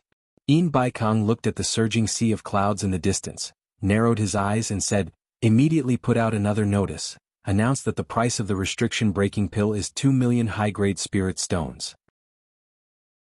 Also, make an explanation because there are only 5,000 restriction-breaking pills refined for the first time, it's not enough to meet the demand. In order not to offend people by favoritism, those who are sincere in buying will have to pay half of the deposit, 1 million high-grade spirit stones for each pill, no credit allowed. The other half will be paid when the goods arrive. Hearing this, Xikongju's eyes immediately lit up, and he somewhat understood his master's plan. He cupped his hands and said, Master is wise, I will immediately arrange it. There's one more thing. Yin Baikong frowned. The effects of the restriction-breaking pill must also be announced in detail. This pill can only increase cultivation, but it can't break through bottlenecks. Make it clear on the notice that we will be selling a large amount of 7 treasure pills that can break through bottlenecks. As for the price, it will be the same as the restriction-breaking pill, 2 million high-grade spirit stones for one. Xikongju was stunned. Master, didn't you say that the price of our 7 treasure pill is 2 million high-grade spirit stones for one? Are you going to sell it at the original price? I have my own plans. Yin Baikong's eyes flickered. To him, the 7 treasure pill was something that could stop the restriction-breaking pill from increasing his cultivation. In other words, this was the reason why he dared to sell a large amount of restriction-breaking pills without fear of other forces surpassing him. Most importantly, the 7 treasure pill was not directly sold to him by Niu Yud. If it was, then it would be easy. He was still confident in Niu Yud's business reputation. However, the 7 treasure pill had to go through Yu Qianzhou's hands before it could enter his hands. Although Yu Qianzhou's cultivation was not much, he was a complete madman. There was probably nothing that he did not dare to do. That guy was too daring, somewhat lawless. He actually dared to kill more than 2,000 people from various countries without considering the consequences. Even if he was to do this, he would have to think twice. Originally, Yu Qianzhou wanted to rely on this thing to make money, but in the end, his business was snatched away by him. If he saw that he was using the 7 treasure pill for profit, who knew if that madman would be jealous? What if that guy threw caution to the wind and decided to sell it to him instead of giving it to him? With Wen Lanfeng backing him up, he really could not do anything to him. Therefore, in order to make that madman feel better, he decided to sell it at the original price. The other party saw that he was not making money and naturally would not have any objections. In short, the most important thing was to control the source of the 7 treasure pill. He must not use it to make money, otherwise the result would be disastrous. If he wanted to make money, he would be able to make a fortune with the restriction-breaking pill. What is Nyoye doing? Yin Baikong asked. Sikong Ju smiled bitterly and said, he is now together with the Sleeping Spring Brothels madam, practically living in the Sleeping Spring Brothel. The Sleeping Spring Brothel's business has also become abnormally hot because of him, and the price has skyrocketed. Originally, one would only need to spend a few high-grade spirit stones to make a living, but now, without 1,000 high-grade spirit stones, it is hard to even enter the Sleeping Spring Brothel. But even so, there are still people scrambling like ducks, taking pride in being able to book a prostitute of the Sleeping Spring Brothel. Just today alone, the law enforcement squad went to the Sleeping Spring Brothel 5 times, because both sides fought over a prostitute. Yin Baikong was stunned for a moment, then shook his head and said, this guy. He then instructed, take care of the matter regarding the notice, then personally go to the Sleeping Spring Brothel and invite him over. I have something to discuss with him. While they were talking about Yu Qianzhou here, Yu Qianzhou himself was in the backyard of the Spring Slumber building with Yanyu, making love to each other to the death. They were sweating profusely. After that, the amorous Yanyu was like an octopus clinging onto Yu Qianzhou's chest. Little slut, when are you planning to leave? Yu Qianzhou asked as he caressed her plump bosom. After hinting at Yanyu last time, he once again strolled around the Sleeping Spring Brothel, only to find that this woman was still doing business as usual, and had no intention of leaving. He immediately gnashed his teeth in hatred. This woman was too disobedient, so he accidentally became a regular customer of this backyard. Why should I leave? Yanyu's eyes flashed with craftiness as she said, since no one cares, it's the same wherever you go. It's better to stay in the cornucopia, at least there's a guarantee of safety. Yu Qianzhou immediately became furious, pushing her smooth body away, sat up and stared at her, saying in a deep voice, I'll be frank with you. I'm just playing with you, don't think that I'll do anything to you. If anything happens, don't think that I'll protect you. Yanyu was not angry because of his words, nor did she talk back to him. She pulled up the quilt to cover her plump bosom, sat up with a smile and said, if I want to leave, I have to take advantage of the cornucopia to earn more money. Otherwise, what will I do in the future? I have no one to rely on. Yu Qianzhou was startled when he heard this, frowned and said, I'll give you 100 million upper-grade spirit stones, leave here quickly. Yanyu shook her head and said, although I'm in the Sleeping Spring Brothel, I have my principles and I will never sell myself. You and I are willing if I take your money, what's the difference between me and selling myself? Don't force me to sell myself. Yu Qianzhou was speechless and he couldn't bring himself to say that he would give her money. After thinking for a while, he said to her, raise the price again, increase the minimum consumption of the Sleeping Spring Brothel by 100 times. Once you've earned enough money, leave quickly. Yanyu was stunned and she cried out involuntarily, you just made me increase it by 100 times yesterday from 10 upper-grade spirit stones to 1,000, and now it's increased by 100 times again, wouldn't that be 100,000 upper-grade spirit stones? Will there still be people coming? Damn it. There are more rich people than you can imagine. Besides, with Mai and Yin Baikong's face, it's definitely worth this price. Yu Qianzhou pulled her quilt away and drove her away, go quickly, time is spirit stones, once you've earned enough, get lost. Chapter 6:12. After tidying up, Yanyu quickly went to the front hall to make arrangements for the price increase. When the notice for the minimum consumption of 100,000 upper-grade spirit stones was posted, like a stone that caused 1,000 ripples, the news quickly spread in Cornucopia and everyone thought that Sleeping Spring Loft had gone crazy. It immediately attracted a lot of people to Sleeping Spring Loft. Everyone wanted to see if someone would be so generous for a prostitute. However, to everyone's surprise, there was still an endless stream of customers. Yanyu stood in front of the door and watched the crowd's reaction with a smile. Seeing this, she immediately relaxed. A few cultivators in brocade clothes surrounded an arrogant middle-aged man and squeezed into the crowd. The people clearing the way kept yelling, people in front, make way. Don't block the door. The people who were pushed aside saw their clothes and immediately recognized them as disciples of East Nation's Cloud Palace. They couldn't afford to offend them and quickly moved to the side. Some even recognized the middle-aged man in the middle and whispered, isn't that Hu Changshou's third son, Hu Tianyun? Friend, please make way. The person clearing the way patted the shoulder of the person in front. The person who was patted turned around and glanced at them coldly. So you're a disciple of Cloud Palace. Too bad this sleeping spring loft doesn't belong to your family. Why should I make way? The person clearing the way glanced at his bright yellow clothes and frowned. He turned around and looked behind him.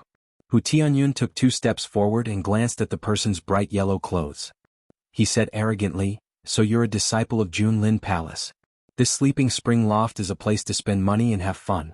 I don't think the onlookers should block the way of the customers, right?" The crowd became excited. Xianxia and Jianghu were both soul formation final stage cultivators. Now that they were facing each other, there might be a big show to watch. "How do you know I'm here to watch and not to spend money and have fun?" The disciple of Junlin Palace retorted. Both sides had powerful backgrounds. He obviously couldn't weaken the sect's reputation. Otherwise, he wouldn't be able to explain himself when he returned. "You're only nascent soul realm early stage. May I ask which generation of disciple of Junlin Palace are you?" Xianhuan glanced at the sleeping spring loft sign and said arrogantly, "Look carefully. The minimum fee is 100,000 top-grade spirit stones. If it's inconvenient, please step aside. Don't block the customers behind you." What he was implying was, "Can you afford it?" The expression of the disciple of the monarch's descent palace changed slightly. He snorted coldly and did not say anything else. Under everyone's gaze, he braced himself and strode into the spring slumber loft. "Why are you pretending to be rich when you don't have money? Why bother?" Tian seemed to mutter, but the people around him heard it clearly. The disciples of the Heavenly Peak Cloud Palace all laughed and escorted him to the door. Tian walked to the door and paused for a moment. His gaze fell on the poem on the slanted wall. He recited, "Spring sleeps without knowing the dawn, everywhere I hear birds chirping. The sound of wind and rain at night, the number of fallen flowers is unknown." It is indeed a good poem. Just this poem alone should increase the value of the sleeping spring loft by 100 times. It is not a place that ordinary people can casually come to. One of the accompanying disciples immediately echoed, "That's right, Senior Nyo's poem was personally written by Senior Yin here. This kind of situation is extremely rare. Indeed, it was not a place where ordinary people could enter. The price should have been raised long ago, and not just anyone could barge in. Otherwise, it would be a disgrace to the statuses of the 2 seniors." Tian smiled faintly. As soon as he turned around, his eyes lit up. His gaze fell directly on Xianyu, who was standing at the door. He lightly clapped his hands and said, "With such a stunning beauty in the sleeping spring loft, 100,000 upper-grade spirit stones is indeed not a lot. It is worth the price." As he said this, he pointed at Xianyu and said to the people beside him, "Make the arrangements. She will accompany me today." As soon as these words came out, the surrounding people were in an uproar. Yenyu's expression changed slightly, but she still stood there with a smile. Tian looked back in confusion. Someone beside him tugged at him with some fear and whispered, "Third young master, your words are a little too much. She is the owner of this place and Senior Nyo is now living here." He did not finish his words, but Tian immediately reacted. Now that the matter between Yenyu and Nyo Yid had spread everywhere, he had naturally heard about it. Although he was arrogant, he also knew that there were some people he could provoke and some people he could not. Nyo Yid dared to slap Fatty Pei's face in public. He was a person that even Yin Baikong had to be polite to. He was not someone that Tian, the third young master, could afford to offend. He immediately strode in front of Yenyu, bowed and apologized. "So it is Owner Yen. It was I who spoke rudely. Please forgive me, Owner Yen." The surrounding crowd suddenly sighed. Yenyu had climbed up to a high branch, and now even Changshou's son had to be courteous to her. Things were really different now. "It is not your fault for not knowing. Please come in." Yenyu smiled and waved her hand. After Tian and the others bowed, they did not dare to be presumptuous anymore and walked in. Fortunately, these words were not heard by Xianxia in the backyard. Otherwise, Tian might be in some trouble today. Yenyu stood there for a while longer and a few more waves of people came in. When they passed by her, they all respectfully saluted and said, "Headmaster Yen." They were all disciples of famous sections. Ordinary cultivators indeed couldn't afford such a high price. The crowd couldn't help but sigh. A group of disciples of famous sects actually bowed respectfully to a brothel proprietress. This was simply unheard of. Just as Yenyu felt that it was inappropriate for her to stand at the door and was about to turn and leave, a burst of exclamations came from the street. Most of the crowd in front of Sleeping Spring House immediately dispersed and rushed to the street. Yenyu was startled. She immediately called over a shop assistant and ordered him to see what was going on. Not long after, the shop assistant ran back to inform her that the World Commerce Association had announced new information about the sale of limit-breaking pills. In the backyard, Xianxia, who was lying naked on the bed, was humming a tune when he suddenly heard the exclamations coming from the distant street. He immediately got up, put on his clothes and prepared to see what was going on. Just as he walked into the courtyard, he saw Yanyu swaying her hips as she walked over. "What's going on outside?" Xianxia asked. Yanyu relayed the information that the shop assistant had gathered in detail. The restriction-breaking pill costs 2 million high-grade spirit stones each. Those who wish to purchase it must pay a deposit of 1 million. Xianxia said a few words, his eyes narrowed slightly, and then he let out a series of cold laughter. He now understood everything. He really had to give it to Yin Baikong. This old fellow's business mind was really amazing. His wishful thinking was really good. No wonder he dared to say such arrogant words. If there were tens of thousands of limit-breaking pills that cost 1 million high-grade spirit stones, he would have eaten them all. At first, he thought that Yin Baikong was just trying to brush him off when he said he would sell limit-breaking pills. He didn't think that Yin Baikong would sell limit-breaking pills to other forces and watch them grow stronger. He didn't expect that Yin Baikong was still hiding such a trick.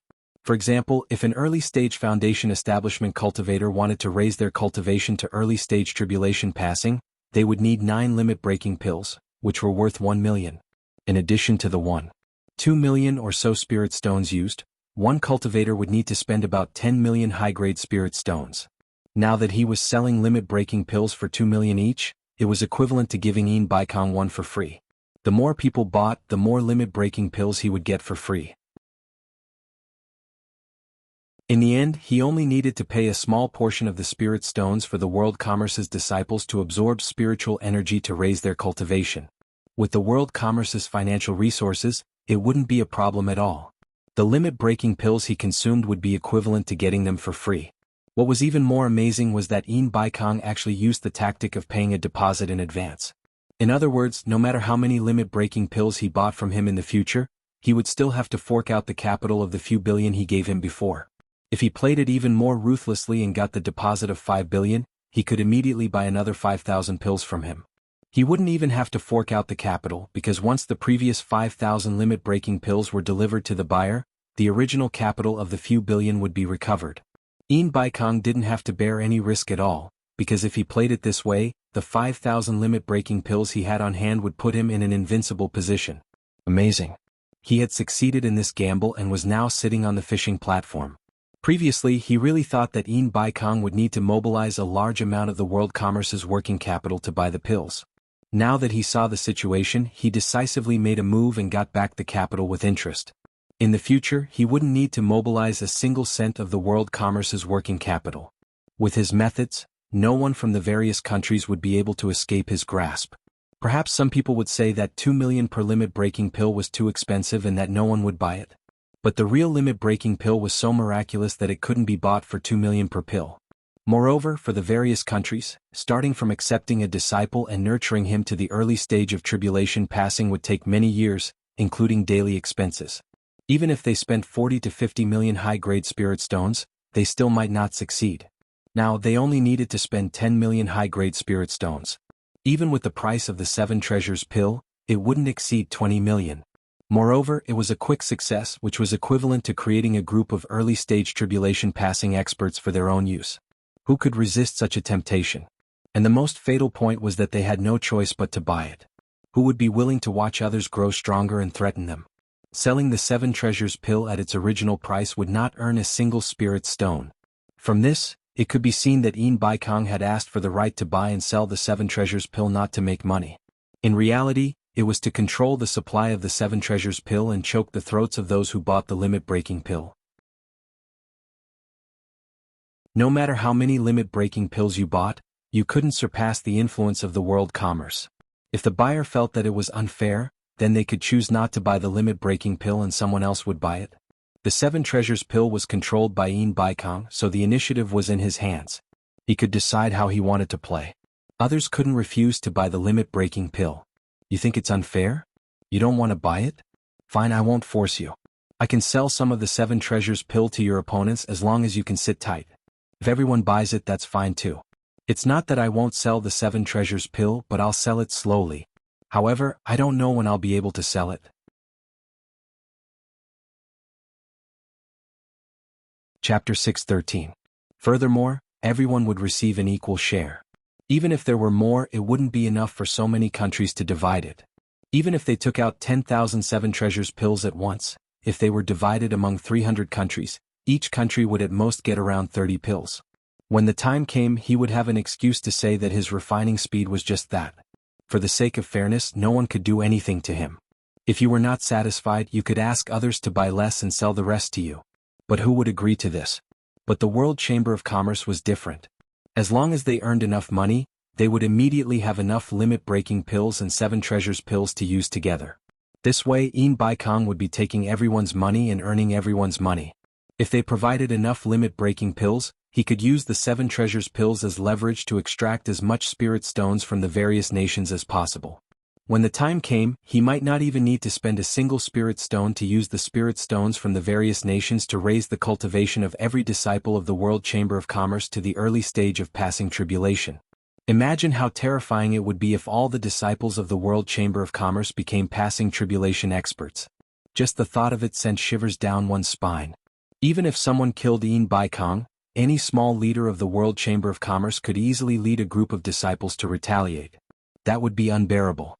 No matter how high one's cultivation was, if they couldn't kill you, they could kill your subordinates and turn you into a lord without an army. At that time, what kind of lord would you be? If you didn't have any subordinates, would you have to go to the spirit stone mines to dig for spirit stones? Unless someone was willing to be like Bai Changchun, arrogant and solitary, and didn't need subordinates. Yu Qianzhou narrowed his eyes and sneered incessantly. Unfortunately, no matter how cunning you Yin Baikong are, you won't be able to escape my palm. You want limit-breaking pills? Fine, I'll sell as many as you want. I'll let you earn them slowly. The more you earn, the harder it will be for you to clean up. Once the 7 treasures pills hit the market in large quantities, it will be the end of the World Chamber of Commerce. I won't have to worry about that jade archive depicting the various nations. I'll take this opportunity to take care of you. Seeing his expression, Yanyu asked carefully, "Is there a problem? I still want to buy some limit-breaking pills." Yu Qianzhou was stunned. He looked her up and down and said in surprise, "You're already at the early stage of crossing calamity. Why do you still want to buy the restriction-breaking pill?" Yanyu shook her head and said, "It's not me who bought it, it's the Sisters of Sleeping Spring Loft. Everyone earns this shameless money just to go further on the path of cultivation. A few of them occasionally encountered generous benefactors and saved some money, wanting to take advantage of this opportunity to improve their cultivation to the next level. However, they're afraid that they won't be able to buy them if they have too few pills and too many people, so they want me to buy some through my relationship with you. At first I didn't agree, but I couldn't resist their begging. After all, it's not easy for everyone." Seeing that Yu Qianzhou seemed to be a little unhappy, Yanyu hurriedly waved her hand and said, "Don't worry, the money they have saved up is only enough for each of them to buy one. Also, they would pay according to the selling price, not a single spirit stone less. They're just worried that they won't be able to see the 5,000 restriction-breaking pills on the market before they'll be divided up by the big powers." Then she weakly added, "Is it okay? If not, then forget it." Yu Qianzhou frowned and stared at Yanyu, not knowing what to say. Although he had a physical relationship with her, he didn't know her very well. There were some truths that he couldn't tell her. After thinking for a while, he frowned and said, "Yanyu, some things aren't as simple as they seem. Some things are games played by the upper echelons of the cultivation world. It's not something you can afford to play. As for your sisters, you can do whatever they want. Don't say anything, just tell them that I don't agree. However, it's best if you don't get involved. Remember, once you earn enough money, leave this place quickly." From his words, Yanyu had already sensed that something big was about to happen. Now that she heard him talk about games played by the upper echelons, she realized how terrifying this matter was. She solemnly nodded and said, "I understand. I won't get involved in this matter." Yu Qianzhou gave a gratified smile. Suddenly he raised his head and looked at the sky. He thought to himself, after Yin Baikong announced this news, he should have come looking for me, right? Doesn't he want to find some excuses to fool me? While Yanyu was wondering what he was looking at, a shop assistant ran in from the back door of the front hall. After bowing to Yu Qianzhou, he respectfully said to her, "Boss, there are a dozen female loose cultivators outside. They said they want to stay in the building." Rather than calling them shop assistants, it was more appropriate to call them pimps. Xianyu waved her hand and said, "Bring them here." The shop assistant nodded and went back. "What do you mean by staying in the building?" Yu Qianzhou asked in surprise. "Isn't it all because of you?" Xianyu rolled her eyes and explained in a bad mood. Only then did Yu Qianzhou realize that staying in the building was just a nice way to put it. To put it bluntly, staying in the building and selling their bodies to earn money. Ever since the Sleeping Spring brothel became famous and the price increased, there would be 1 or 2 female loose cultivators joining the Sleeping Spring brothel every day. However, it was the first time that more than a dozen of them came at the same time. It must have something to do with the minimum spending of 100,000. With such a high income, even if the Sleeping Spring brothel took a cut, it was still an irresistible temptation for them. Perhaps even those loose cultivators who didn't want to do this couldn't resist such a big temptation. Yu Qianzhou was really speechless. He came up with the idea of increasing the price, not only for Xianyu's sake but also for the sake of her. If they were greedy and willing to continue to sink, then they couldn't blame others. But who knew that it would actually attract more people to do this? But who knew that it would attract more people to this line of work? He didn't know if he was doing a good thing or a bad thing. At this time, the shop assistant had already brought in 13 women. Their appearances were not bad. In fact, in the cultivation world, most of the people who had spiritual roots were better looking than mortals. Or they would go to the other extreme and their appearance would be abnormally ugly. After the 13 women bowed to the 2 of them, they stood in a row under the shop assistant's instructions. Xianyu also took out the demeanor of a brothel keeper and checked them one by one. Sigh. What a sin. Yu Qianzhou was speechless. He also looked at these women. A woman with disheveled hair and a dirty face attracted his and Yanyu's attention at the same time. Both of them couldn't see through her cultivation. This made the 2 of them feel a little strange. For loose cultivators whose cultivation had reached the crossing calamity stage, even robbing in the cultivation world would be better than doing this. The woman's head was slightly lowered and her hair was disheveled, so they couldn't see her face clearly. Her untidy clothes were wrapped around her body, as if they hadn't been washed for years. Yanyu turned around to look at Yu Qianzhou. She saw that he was squinting at the woman. Obviously he also noticed that something was wrong. With Yu Qianzhou's support, Yanyu wasn't afraid that the other party would come up with any tricks. She then stood in front of the women and started lecturing. Since everyone has come to Sleeping Spring brothel, you must be clear about the rules. However, I still have to remind you. I don't have too many rules here. Anyone who comes to my brothel will be provided with a single room for free. I won't force you to do anything, and it's up to you whether or not you want to receive customers. However, Sleeping Spring brothel will take 50% of the revenue from receiving customers, which is half. The tax for cornucopia will be paid by Sleeping Spring brothel. At this point, among the 13 people, someone suddenly asked, "Didn't you say that Sleeping Spring brothel is now exempt from all taxes?" Yu Qianzhou looked at the woman who spoke, speechless. Yanyu nodded and said, "Last time, Senior Yin said that Sleeping Spring brothel is exempt from all taxes. If you really don't want to collect taxes, then I will return the tax to you. It's all hard-earned money, so I won't take advantage of you. In other words, if you don't pay taxes, Sleeping Spring brothel will only take a 40% commission. The reason why I want to take a commission is because the workers in the brothel have to pay, and this Sleeping Spring brothel also has to pay rent and taxes every month, plus some necessary bribing. In fact, I won't earn much from each of you. However, I have to make one thing clear." Yanyu stared at the woman with disheveled hair and a dirty face and said, "I know it's not easy for everyone. Although I also want to help everyone, Sleeping Spring brothel has to be maintained. If anyone doesn't want to do it, it's better to quit as soon as possible because Sleeping Spring brothel has a rule, and it's an old rule. You'll have to consider it every 5 days, and if you don't receive any customers, it means you're not suitable for this business. It's better to leave your room for those who really need it. When the time comes, you'll be asked to leave. Do you have any other questions?" Yu Qianzhou looked at Yanyu, not knowing whether to laugh or cry. This woman was a virgin, but she had a way of managing a brothel. He really didn't know where she learned it from. The other women were a little embarrassed to speak, but the woman who asked the question earlier spoke again. "How do you settle the money?" "You can settle it every day because you can come and go freely here. No one will restrict you and you can leave at any time. If you stay here for a long time and don't rush to settle the bill, we will take the initiative to settle it with you once a month, and you won't be short of money." After Yanyu finished explaining, she once again asked if everyone had any questions. At this point, no one asked anything else. Yanyu immediately told the waiter, Arrange a room for each of them. The waiter obeyed and waved at the dozen women. Come with me. Xianxia looked at the group of people walking away in a line, and was a little dumbfounded. Did they start doing it just like that? Yanyu looked at him and rolled her eyes. Have you never seen this before? Do you think I'm quite bad? What are you looking at? She looked back at the direction he was looking at, and saw that the woman with disheveled hair and a dirty face was still standing in the same place. The waiter also noticed that one person was missing and shouted over, Hey, what are you spacing out for? Come with me. The woman with disheveled hair and a dirty face raised her head and smiled charmingly at Yanyu. Honey, I have something to talk to you in private. I don't know if it's okay? There was a charm hidden in her laughter that made people's bones go soft, and her eyes were also overflowing with charm, but her face was really dirty, and her appearance couldn't be seen clearly.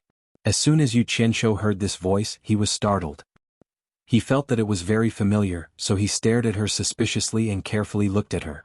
Yanyu's expression was also slightly stagnant, then she waved to the waiter and said, You take them to go first. Chapter 6:14. The sounds of extravagance could be heard continuously in Sleeping Spring Tower, but the backyard was quiet. 3 people stood there and sized each other up. You must be Senior Nyo Yud, whose name has shaken the world, right? The unkempt woman asked respectfully. There was a hint of puzzlement in her alluring eyes. She seemed to have seen this Senior Nyo somewhere before. Hence she sized up Xianxia bit by bit. Xianxia nodded without saying a word, but his heart trembled. That gaze was too familiar. It was a gaze that could charm all living things, and it was exactly the same as the 100 Charms beauties. However, the unkempt and dirty attire made it impossible for others to see her true appearance. Xianxia suppressed the shock and bewilderment in his heart and sent a private message to Yanyu. Yanyu, let her return to her original appearance. Yanyu understood what he meant and said to the unkempt woman, I don't care who you are. If you have something to say, please show me your sincerity. I don't think there's anything to say to someone who hides her face. She casually pointed at the small room at the side of the house, which was used for bathing. Her meaning was already very clear, and there was no need for her to say anything else. The unkempt woman giggled and bowed slightly to the 2 of them. She did not waste her breath and walked into the room where the bathing area was. Xianxia stared at the figure that disappeared behind the door, and he was a little absent-minded. He noticed that not only did the woman's gaze resemble the 100 Charms beauties, even her laughter was the same. Although her disheveled hair and dirty face covered her true appearance, as long as she made a sound or revealed a frown or a smile, her overflowing charm could not be concealed. But why would the 100 Charms beauty appear here? Xianxia frowned. He was almost certain that it was her, but he did not dare to be certain before he saw her true appearance. After all, the 100 Charms beauty was the master of a cult, and there was no way she would come here so easily. Once her identity was exposed, it would be too dangerous. Yanyu looked at the room, then at Xianxia's expression. She felt that there was something off about his expression. The sound of water splashing in the enclosure stopped. After a while, the wooden door creaked open. The 2 people in the courtyard were stunned at the same time. Yanyu's eyes were filled with amazement, while Xianxia was speechless. A beautiful and graceful figure leisurely walked out. Her light muslin was like fog as she walked, and her charming smile was dazzling. She was truly a peerless beauty that could turn all living things upside down. Who else could it be other than the 100 Charms beauty? The enchantress of 100 Charms walked in front of the 2 of them and casually spun her arms in a circle. The spring scenery under the light muslin was lively and fragrant. Every frown and every movement was full of charm. Then she bowed and said, Master, how is my sincerity? Yanyu's stunned expression had yet to fade away. At this moment, when she stood next to this woman and compared herself to her, she suddenly felt a sense of inferiority. In the past he was quite confident in his own style. Only now did he realize that there was always someone better than him out there. As a woman, this was the first time she knew that a woman could be so feminine that even a woman's heart palpitated with eagerness. When the 2 women stood together, in terms of appearance they were equally matched. However, in terms of charm the difference was not that small. It was like one was a disciple who had just seen the door of charm, enough to make a man's heart palpitate with eagerness, while the other was a graceful grandmaster who could charm all living things. They were not on the same level at all. It was really her. Xianxia was speechless. He did not find it strange. The reason why the Enchantress of 100 Charms was called the Enchantress of 100 Charms was because of her peerless charm. Moreover, after spending some time together, he had more or less developed some immunity. At this moment, he really wanted to ask her loudly, "What are you doing here? You're really causing trouble. Are you tired of living?" Yanyu glanced at Yu Qianqiu and was slightly startled. She was curious. Such a woman, even her own heart palpitated with eagerness. However, this Niu Yid's eyes were somewhat cold. No wonder you want to conceal your true appearance. With your charm, once you reveal yourself, I'm afraid you won't be able to reach the cornucopia. Yanyu could not help but praise. She then asked, "Don't you have something to say to me? Please speak." A wise person does not lie in front of others. The Enchantress of 100 Charms said to Yanyu indifferently, "I want to find a place to stay here." Her eyes were always faintly discernible at Yu Qianqiu, still a little puzzled. Yanyu was startled. She shook her head and said, "I'm afraid I'll have to disappoint you. I don't know what you want to do and I don't want to know. However, my spring slumber loft is a group of people with a poor life. We are weak and can't afford to cause trouble. Please find another place to stay." "I'm sorry," the Enchantress of 100 Charms explained. "Mistress Yan has misunderstood. I'm definitely not here to cause trouble. I just heard about the bustle of the cornucopia and wanted to come and take a look. After the cornucopia ends, I'll leave." Yanyu said disapprovingly, "There are many cornucopia restaurants and inns. Although it's a little expensive, I'm sure this sister isn't someone who lacks money to spend. Mistress Yan has a good eye. I really don't want to be harassed too much and I don't dare to cause trouble." The Enchantress of 100 Charms smiled bitterly as she looked at her figure. Yanyu was silent. Indeed, with her beauty, if she were to show her face in public, it would indeed cause trouble. This was the sorrow of women. She paused and said, "Then why did you choose to stay in my spring slumber loft?" The Enchantress of 100 Charms turned around and bowed to Yu Qianqiu. She said, "It's naturally because of Senior Niu. Senior Niu's cultivation is profound, and his name shakes the world. With Senior Niu in the spring slumber loft, who dares to touch the people of the spring slumber loft?" Yu Qianqiu was speechless. "You really know how to choose a place. In wuxia you hid in the myriad flower loft and here you want to hide in the spring slumber loft. But why do I keep bumping into you in this kind of place?" Just at this moment, a figure suddenly appeared in the courtyard. Xianxia suddenly appeared and nodded slightly to Yanyu. The latter quickly returned the greeting, "Senior Xianxia." Xianxia glanced coldly at the Enchantress of 100 Charms and paused slightly. He then bowed to Yu Qianqiu and said, "Senior Niu, my master invites Senior to the God of Wealth Peak for a chat." They really came. Yu Qianqiu nodded and glanced at the Enchantress of 100 Charms. He transmitted his voice to Yanyu, "This woman's background isn't ordinary. Keep her for now. She won't be a hindrance to you." He casually threw out a flying sword and stepped on it, flashing towards the peak of the God of Wealth Peak. Xianxia glanced at the Enchantress of 100 Charms again and flew into the sky. "This person is the spirit-severing expert, Xianxia?" The Enchantress of 100 Charms asked with a burning gaze. After getting Yanyu's confirmation, she couldn't help but sigh. She sneaked all the way here and didn't expect to see two legendary spirit-severing experts today. Ever since China's cultivation world found out that there were spirit-severing experts in the various countries, all the sects were worried that they would be annihilated at any time. Fortunately, that scum of the cultivation world, Yu Qianqiu, who was forced to leave the cultivation world alliance, had already made a name for himself in the various countries. It was said that he had even established a relationship with a few spirit-severing experts. As a result, no matter how close the sects were with Yu Qianqiu, they all secretly sent people over in hopes of contacting Yu Qianqiu. When the Enchantress of 100 Charms heard that there was a #1 expert in the cultivation world, she was immediately shocked. This was because she remembered that Yu Qianqiu had once told her that his master was an invincible figure in the world. She didn't know before, but after understanding, the Enchantress of 100 Charms was moved. If there was anyone in the cultivation world who was invincible, it would probably be Bai Changchun. Thinking of all kinds of stories about Yu Qianqiu that she had heard, the Enchantress of 100 Charms was even more certain of her guess. It was said that Bai Changchun, who had an unfathomable cultivation level, had a close friend, a spirit-severing expert called Mr. Nongzhu. During the saber drawing assembly, it seemed that the people of Limitless Island had some misgivings about the girl in purple beside Yu Qianqiu and said that her master was Mr. Nongzhu. Later, she heard that when Yu Qianqiu was in Dayang Kingdom, he was together with Mr. Nongzhu. The two coincided, so it was definitely not a coincidence. The Enchantress of 100 Charms was already 90% sure that Xianxia's master should be the #1 expert in the world, by Changchun. She didn't know this secret. Although she didn't mention it to others, she was wild with joy. The Enchantress of Illusion Palace was already declining in her hands. Now that they were facing such a serious situation, she absolutely wouldn't allow the Enchantress of Illusion Palace to be destroyed in her hands. Taking 10,000 steps back, even if the Chinese cultivation world was overturned, she had to find a way to protect the Enchantress of Illusion Palace. This was her responsibility as the palace master.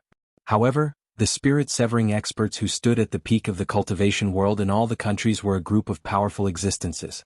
With her ability, there was no hope of protecting it. Therefore she thought of Xianxia. The disciple of the #1 expert in the world should have the ability to help her.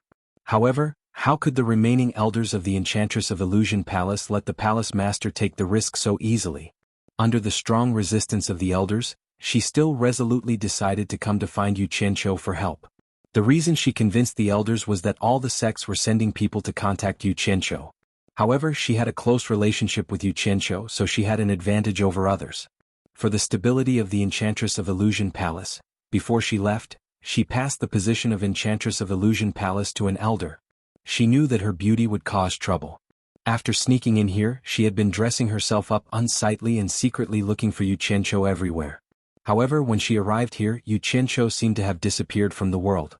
Even if she went through all kinds of hardships, she couldn't find any trace of Xianxia. The holding of the treasure basin gave her a little hope. She was sure that Xianxia was a person who liked to join in on the fun. Maybe she could find him at the treasure basin. If she really couldn't find him, she was ready to take the risk of breaking into the demon domain. Finally, she arrived at the treasure basin, but she thought of a problem. Since Xianxia had the intention to hide his traces, even if he came to the treasure basin, he might not let everyone know. Then how could she find him? It just so happened that the House of Spring Slumber had caused a great commotion, and with the support of the mysterious expert Niu Yid, no one dared to find trouble with the House of Spring Slumber. She gritted her teeth and decided to show her true face at the House of Spring Slumber. Presumably, with her beauty, she should be able to quickly become famous in the treasure basin. As long as Xianxia came to the treasure basin, she didn't believe that he would be so heartless to not come out to see her. The temptress naturally knew how dangerous it was to do this. It was easy to show her face but difficult to get away. But there was no doubt that this was the most promising way to find Xianxia.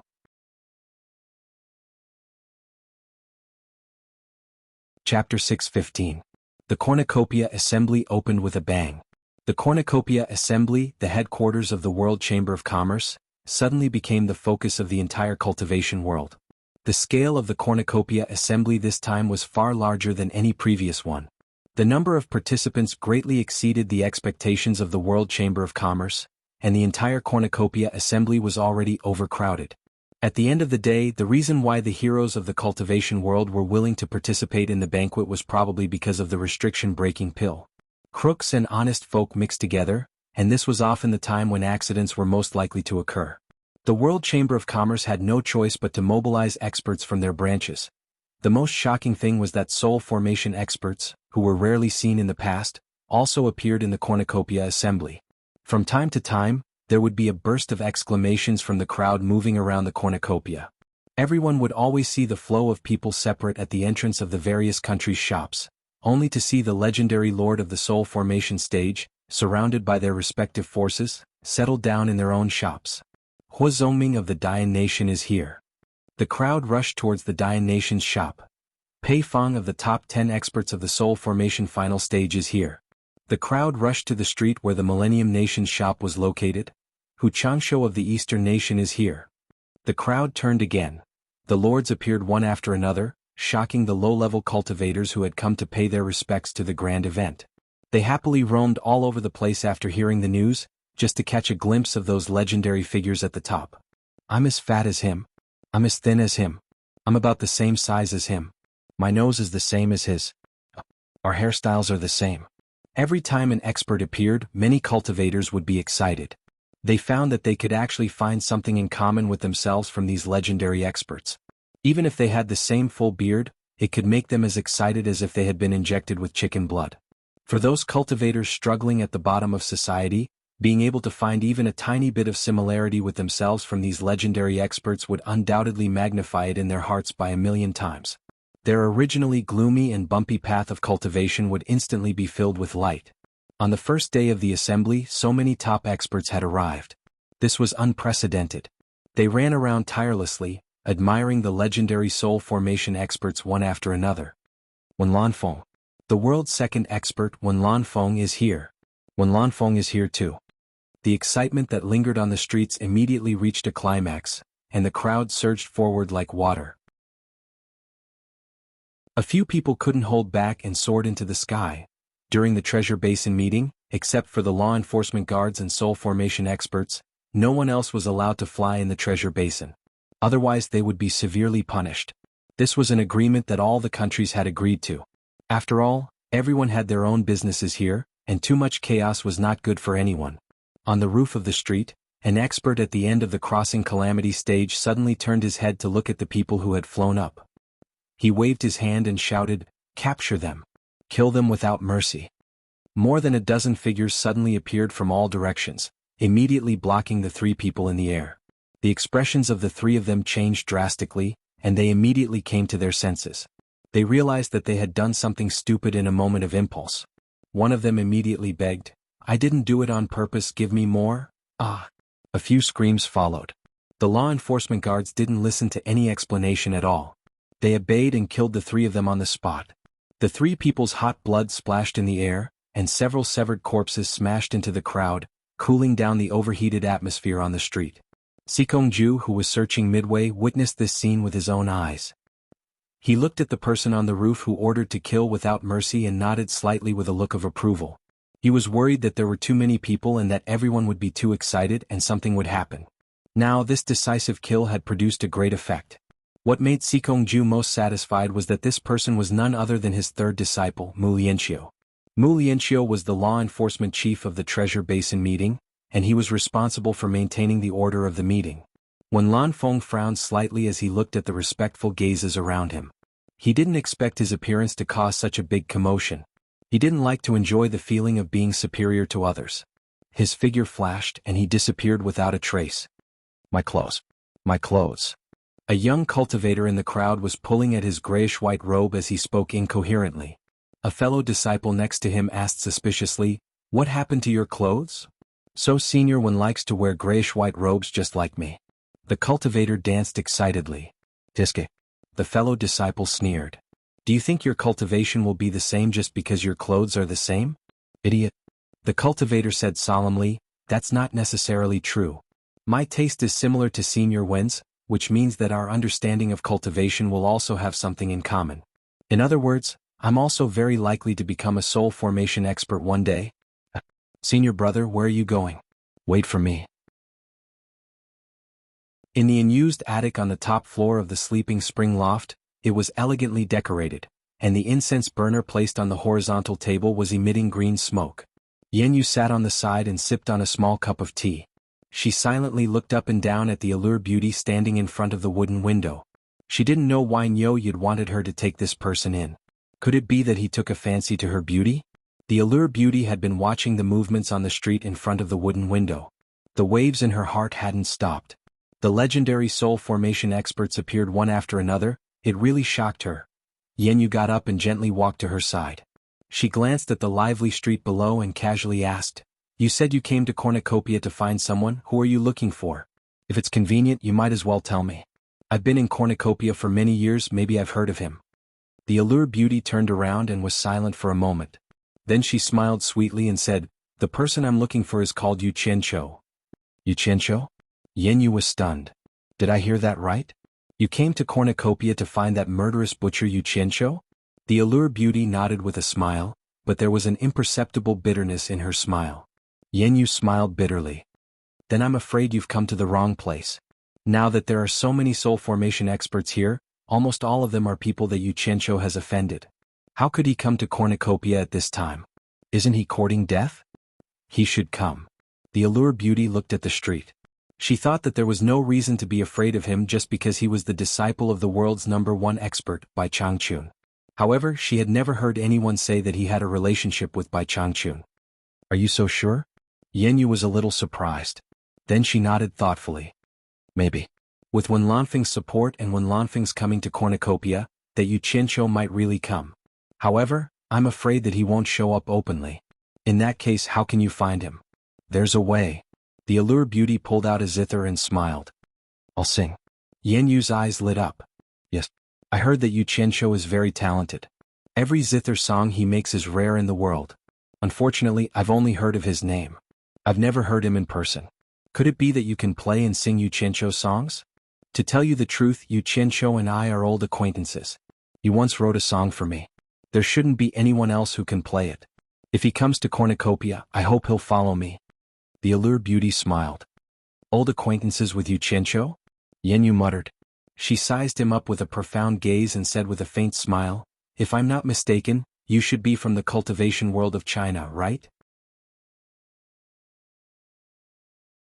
Otherwise, with your appearance and cultivation above the tribulation passing stage, I'm afraid it'd be hard for me not to know who you are.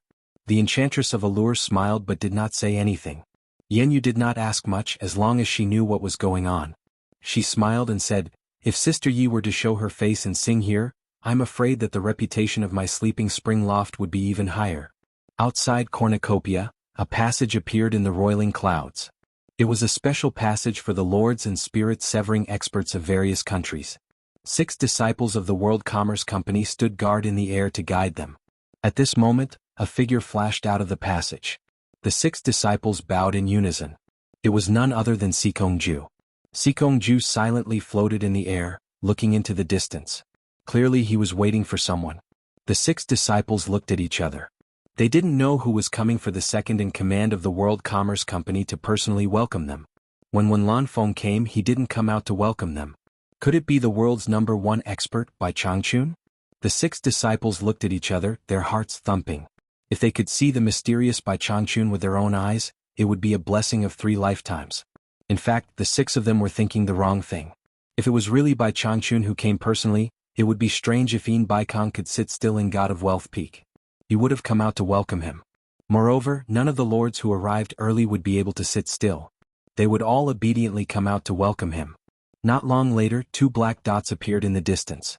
In the blink of an eye, a man and a woman stopped in front of the special passage. The man stood at the side with his hands tied. The woman had a graceful figure. Her green robes fluttered in the wind. She wore a green veil bamboo hat that covered her face, revealing her black hair. Greetings, godly doctor. Xikongju bowed, then raised his hand and said, my master is waiting on the mountain. Please. This man and woman were Lu Yanqing and Xen Laosan. The 6 disciples secretly clicked their tongues. So it was the world's #1 beauty, Lu Yanqing. They wanted to carefully look at the face behind the green veil bamboo hat, but they didn't dare to be rude. Just as they were about to enter the passage, someone shouted from afar, is that Lu Yanqing in front? They paused at the same time. Looking back, they saw a flying magic tool flying towards them at high speed from another direction.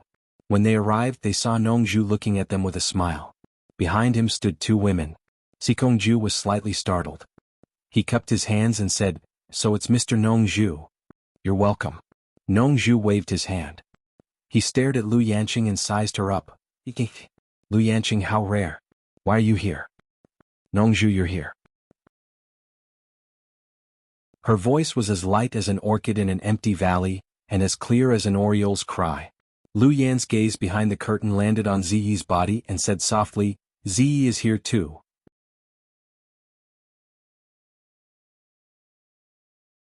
Chapter 616. Greetings, Senior Lu.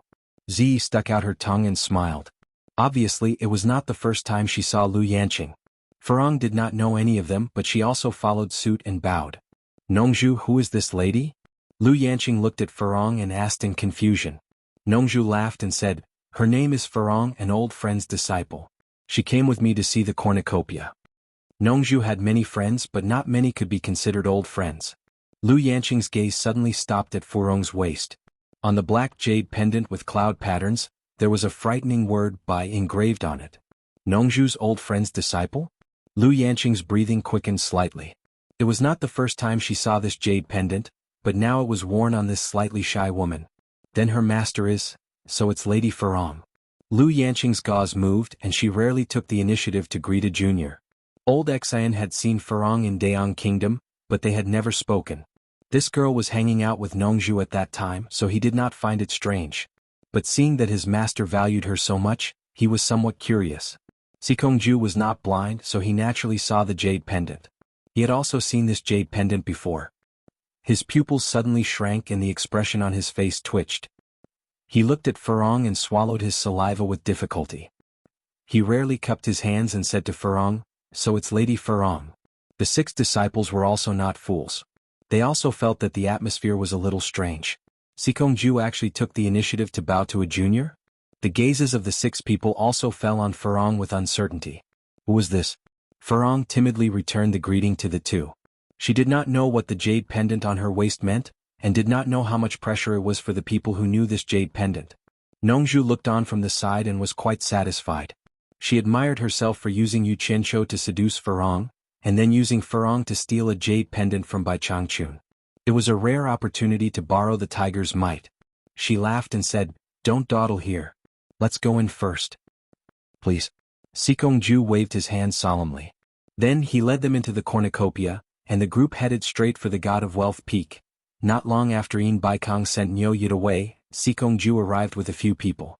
Nongzhu retracted her flying magical item, then immediately cupped her fists at Yin Baikong and said, "Yin Baikong, congratulations. You're going to be rich again." "Nongzhu is here." Yin Baikong replied indifferently. He never had a good impression of Nongzhu. This guy relied on the fact that Bai Changchun was his good friend to never put him in his eyes. If it weren't for Bai Changchun, he would have killed him several times when they didn't get along. Nongzhu smiled and did not take it seriously. In his heart he thought, "I know that you and Grandpa don't get along, so I specially got you a nemesis today." Yin Baikong smiled at Lu Yanqing, raised his hand and laughed, "Rare guest, rare guest. My cornucopia is greatly honored by divine physician Lu's presence, ha. Brother Yin is too humble. I hope I won't disturb you." Lu Yanqing bowed. I can't even invite an esteemed guest, how can I disturb you? I actually hope you come and disturb me every day." Yin Baikong laughed heartily, then turned to Sikongju and instructed, "Arrange a quiet courtyard halfway up the mountain, don't let anyone disturb divine physician Lu." Most of the other powers had their own places to stay in cornucopia, but Lu Yanqing's Spirit Fang Valley did not have any shops in cornucopia, so naturally they had no place to stay. They couldn't let one of the 4 eccentrics stay in an inn in cornucopia, right? Yin Baikong was not that bad. Moreover, Lu Yanqing was such a delicate beauty. Although Yin Baikong was old, he had always been interested in protecting beauties. Most importantly, there were too many people in the cultivation world who owed Lu Yanqing a favor, including Yin Baikong himself who owed Spirit Fang Valley a favor. Don't look at how she stood aloof from worldly affairs, and her cultivation wasn't very high, but no one could underestimate her power. As for whether she used it or not, that was another matter. But then again, to be able to be recognized as one of the 4 eccentrics, none of them were simple. Yin Baikong, arrange a quiet courtyard for me as well. Look at me, it's not safe for me to wander around with 2 girls. Nongzhu asked without any trace of politeness. Yin Baikong coldly glanced at her and snorted, "You, Mr. Nongzhu, have a wide range of connections. Do you think you don't have a place to stay? You're not joking, right?" His words meant rejection. At the side, Lu Yanqing was speechless. She glanced at Hibiscus through the green veil, then closed her red lips again. She wanted to say something to Yin Baikong, but after thinking about it, she felt that it was inappropriate. After all, this wasn't her territory, so she couldn't help Yin Baikong make decisions. Then forget it. Nongzhu shrugged her shoulders indifferently, then turned to Hibiscus apologetically. "Hibiscus, my face is a little small and I've made you suffer. Come, let's go to the inn at the foot of the mountain and see if there are any empty rooms. I believe that if we look from one to another, we'll definitely find one. Come, let's go down the mountain." "It's all right," Hibiscus said weakly. She didn't think that there was any difference between staying at the foot of the mountain and the top. Pouted her lips at Yin Baikong. Yin Baikong snorted coldly. This Nongzhu was obviously pretending to be pitiful. How could this old man's God of Wealth Peak be a place that anyone could stay at? Lu Yanqing's expression became strange. Why did she feel that Nongzhu was deliberately tricking Yin Baikong? If Yin Baikong really offended that person with that person's thunderous methods, he wouldn't be able to argue at that time. This cornucopia association, what a joke. If this girl was really that person's disciple, then she would have offended that person's entire family. Who would dare to not give that person face? Sikongju's forehead was drenched in cold sweat. His master still hadn't discovered it. He hurriedly moved in front of Nongju and awkwardly cupped his hands. "Mr. Nongju, please wait a moment. I'll discuss it with my master." "No need. Your God of Wealth Peak isn't a place that ordinary people can stay at. The three of us are a little small, so we don't dare to disturb you. I'd better bring my two girls along to beg for a place to stay." Nongju sneered sinisterly. Yet, his face revealed an expression that said, "Just you wait and see, I'll teach you a lesson when the time comes." Lu Yanqing's red lips slightly opened as she secretly smiled bitterly. This Nongju really wanted to trick Yin Baikong. Begging on the streets. Sikongju almost choked to death by these words. He repeatedly smiled apologetically. "Mr. Please wait a moment." Before he could finish, he heard Yin Baikong shout, "Sikong, what are you trying to do?" This was really rebellious. A disciple actually went against his master's words. "Master. Old man, take a good look first." Sikongju almost cried. He hurriedly transmitted his voice to Yin Baikong. "Master, look at that girl called Farong. The jade pendant on her waist, this disciple seems to have seen it somewhere before." Since things had already escalated to this point, he didn't dare to say it out loud. If he said it out loud, it would put his master in a difficult position. At that time, he would definitely blame himself for not saying it earlier. He could only use a roundabout way to remind his master and let his master decide for himself. Yin Baikong's face was full of anger as he casually swept a glance. But it was this casual glance that caused Yin Baikong's expression to stiffen. He couldn't tell what kind of expression was on his face, but it was very rich and interesting. The half-palm-sized black jade pendant with cloud patterns didn't seem to be very eye-catching. But the most frightening thing was that there was a Bai character engraved on it. If you asked Yin Baikong if he had seen this thing before, he would tell you that he had seen it before. Moreover, he had seen it several times. Don't look down on such an unremarkable little thing. But to some people it was like a death warrant. Yin Baikong currently had this kind of feeling. The jade pendant that Bai Changchun had carried with him for many years, why would it be on her? Yin Baikong kept asking himself this question in his mind. "Miss, where did you get this jade pendant from?" Yin Baikong pointed at Furong's waist with a complicated expression. After hearing Nongju's pitiful words, Furong really didn't have a good impression of this old woman. Plus, she was too innocent and didn't know how to hide her likes and dislikes. With a face full of disgust, she said, "My master gave it to me. What does it have to do with you?" Yin Baikong almost choked on her words. A mere core formation stage little girl actually dared to talk to him, one of the top 10 experts in the world, a cultivator of the late soul severing stage, in such a manner. She must be tired of living. But without a doubt, this also showed that although her cultivation level wasn't high, she didn't put him in her eyes at all. How many people in the world dared to not put a cultivator of the late soul severing stage in their eyes?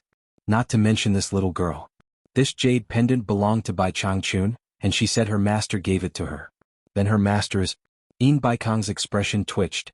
He angrily stared at Nongju and fiercely transmitted his voice. "Nongju, what do you mean by this? Are you deliberately tricking me? Are you trying to sow discord between me and Bai Changchun? Arrogant? Scared you to death." Nongju's stomach was already overjoyed, but on the surface she coldly transmitted her voice back. "Don't think that just because your cultivation level is high you can wrongly accuse others. When did I sow discord between you and Bai Changchun? What I said earlier has anything to do with Bai Changchun. Don't tell me you don't know who this little girl's master is?" Yin Baikong yelled as he clenched his teeth. "Whether I know who her master is or not, it's none of your business. Don't tell me I have to report to you? Who gave you such a bad habit?" Nongju scolded him with satisfaction. These two guys looked at each other and didn't say anything, but how could Lu Yanqing and Sikongju not see that the two of them were already quarreling with each other? Third brother Xan had never seen Bai Changchun before, but now that the topic of the late soul severing stage cultivator was actually related to Furong's jade pendant, he couldn't help but pay attention. The word Bai on the black jade pendant made his eyebrows twitch. This was obviously an ordinary jade pendant that indicated a surname, but the surname Bai seemed to be rare in the cultivation world. The attention of a late soul severing stage cultivator and his master's attitude immediately made third brother Xan think of a certain person with the surname Bai. He remembered that this girl named Furong seemed to be Yu Qianzhou's woman. You're tuning in to the Sword Dance in the Vast Sky YouTube channel. Don't forget to subscribe and join us on this journey to catch the most captivating stories.